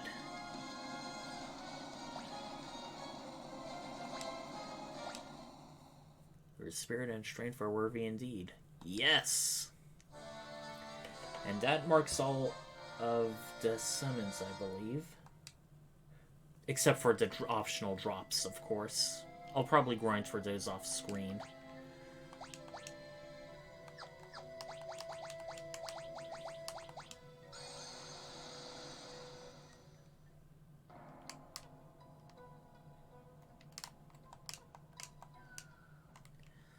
I think we should be able to heal everyone by resting in here.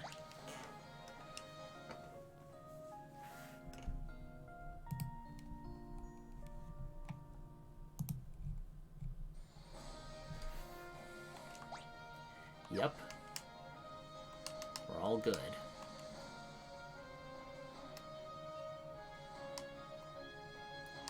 You may notice this nice looking crystalline palace. Well, we have to disembark northwest of there.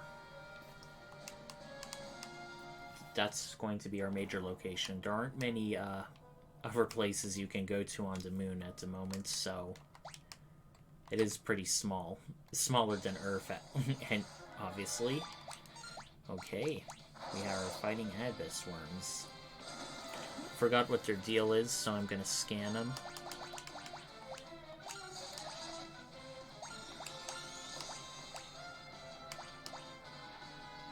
Vulnerable to fire. Easy enough.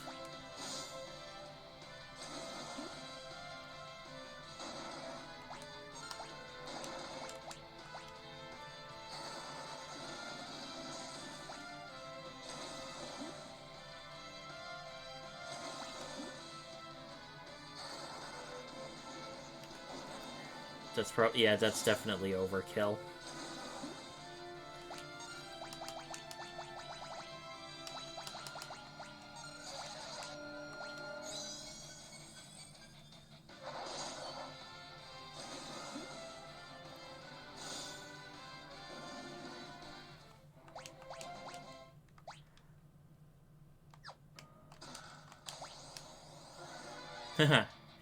Carryote, prokaryote. Interesting monster names. You'd expect them to be microscopic, but along with the lunar virus, I guess all the single-celled life forms on this moon are giants.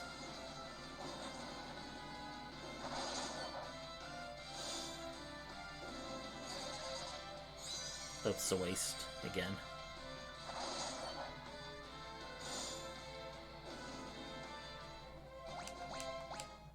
Now everyone's in their 50s.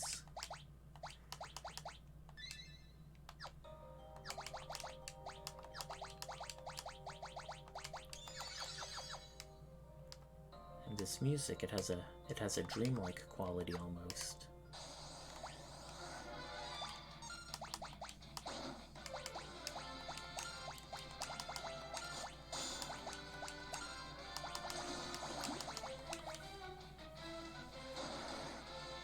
Even though this is an overall short game, it definitely has enough content and interesting places that it never feels like it's slowing down or uninteresting, which I really appreciate. I feel like some other Final Fantasy games, like Final Fantasy V, have been a bit too tad on the longer side without that balancing mechanism.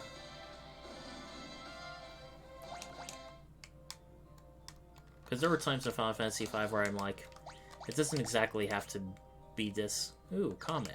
I don't think that's a spell we can learn the typical way via twin casting from Palom and Porom. God rest their souls. Oh, it's going to be Flan. How do we fight him? Well, with all those feels, let's Leviathan him.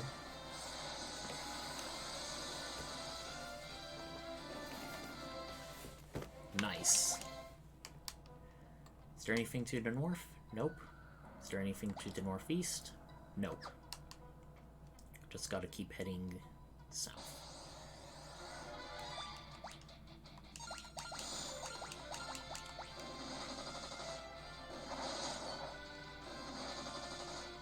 They all count as aerials, so we're doing an awful lot of damage here.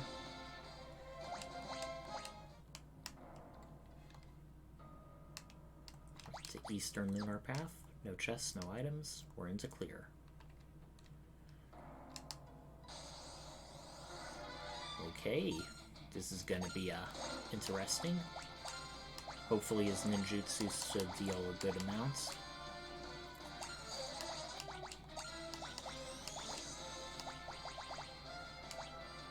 No specific weaknesses.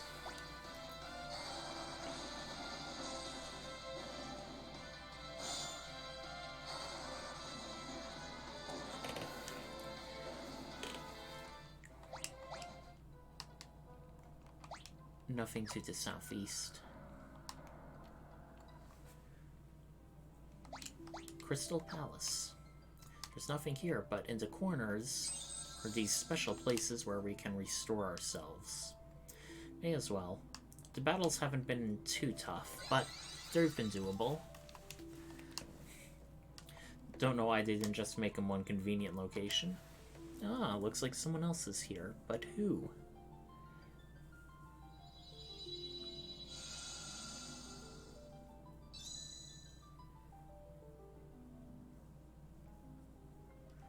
You are? Fusoya. 3 capitalized letters in a single name. Ah, so they have the real world planets as well.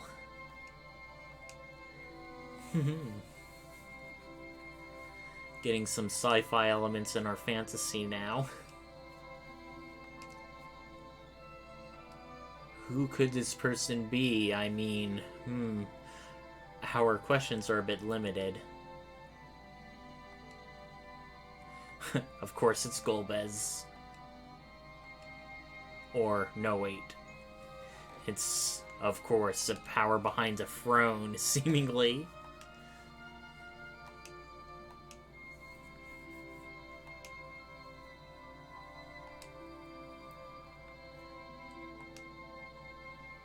Clue, yeah. Once again, multiple capitalized letters.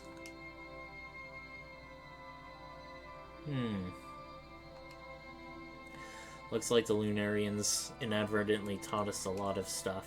Ah, and remember when we were hearing during the Paladin trials on Mount Ordeals? Cecil, wow.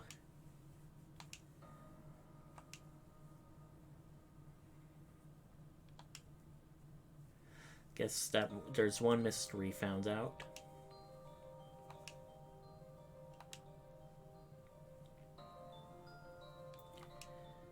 Ah, and this is technically our final party member. However, he won't be with us for the rest of the game.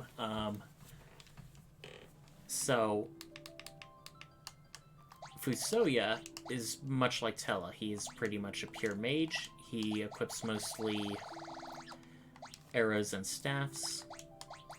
We'll probably switch him to one. He has a diamond armlet, white robe, and Sage's Mitre. So once again, let's switch people's orders up and make sure the people we want to be in the back row are in the back row, and the people we want to be in the front row are in the front row. Back, back, back, front, front. Good, good. Yeah, we've had Cecil in fronts for so long. Let's just have Rosa for a change of pace or someone else. Ah, we can speak to the crystals. I wonder if the ones on our planet can speak too.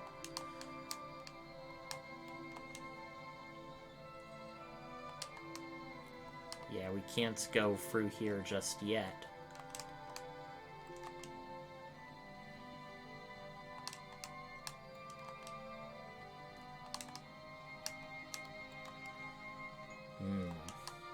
So this Zemisky must be like an eldritch abomination.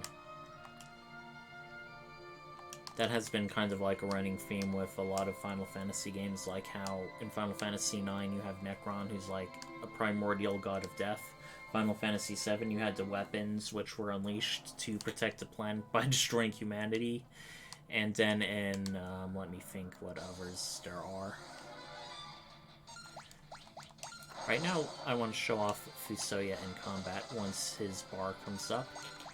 He has Black Magic, White Magic, and Regen, cast Regen on all opponents. He can also cast the most powerful spells, Meteor and Flare. I forget if Radia can eventually cast it or not. She can cast Bahamut, which is 60 MP, a bit less than Meteor.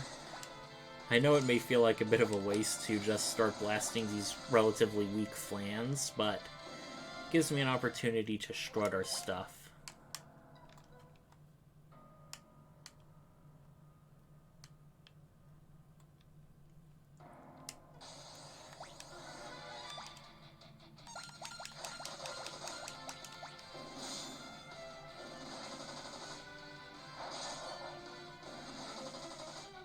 Ooh, he deals terrible damage. It's like on par with Rydia.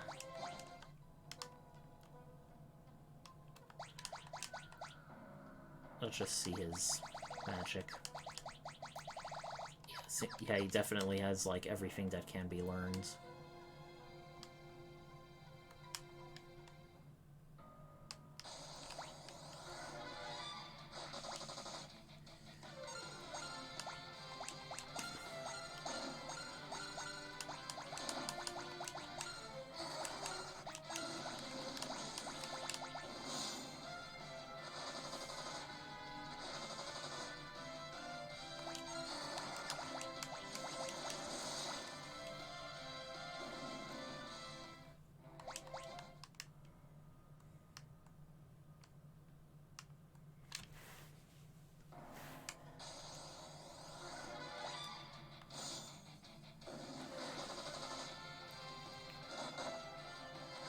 Oh boy, Edge is nearly dead.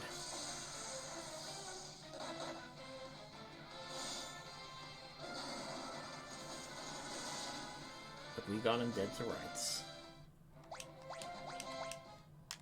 Oh, it's Stardust. Let's rest before heading back to Earth.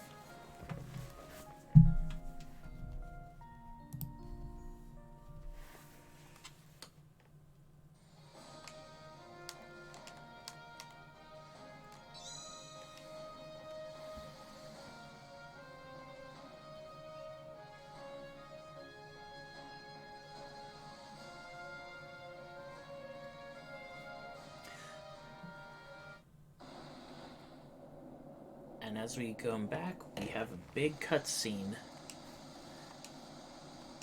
Uh-oh. The Giant of Babil. Definitely near... Although it's always been a presence in the game, like with the Tower of Zod and the Tower of Babel, this is where things get really super science fiction-y. We have a gigantic mecha stomping from the tower, laying waste to everything in its path with lasers. Well, good thing you just hit sheer wilderness. If he gets close to a population center, that'll be bad.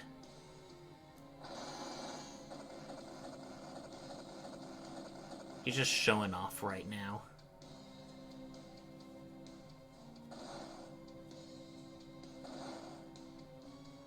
No, don't hit our Lunar Whale.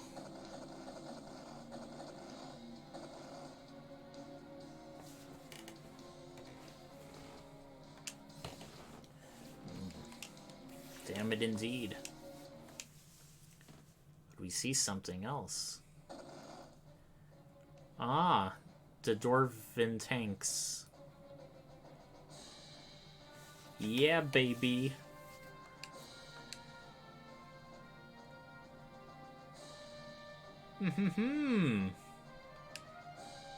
Yang and the Sylphs are with us too.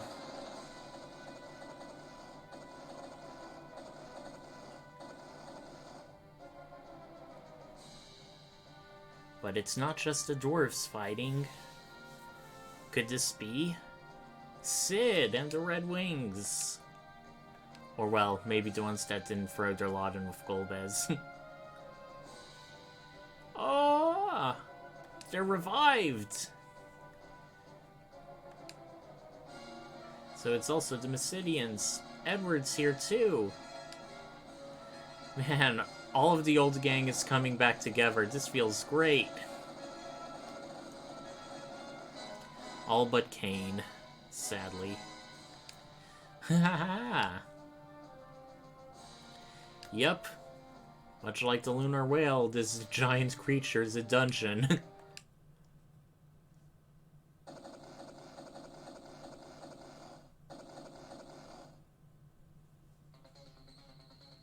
Approach its mouth. Who's he? He's like, hey, don't talk about my identity. We have bigger fish to fry.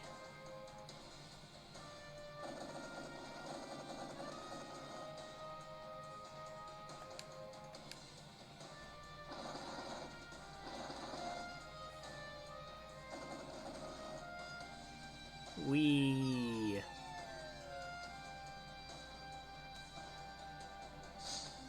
And we're inside. Well, we're just about on the 2-hour mark. So, oh, I missed that.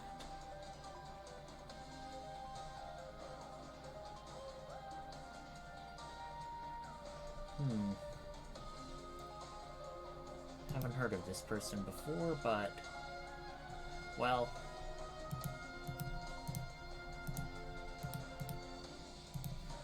as I was saying, it is nearing our 2-hour mark, and I think this marks a perfect time for us to stop for the night. So until next time, this first day at 8, we will go through the Giant of Babil, and get its 8 chests as well. See ya, everyone. Please our night out.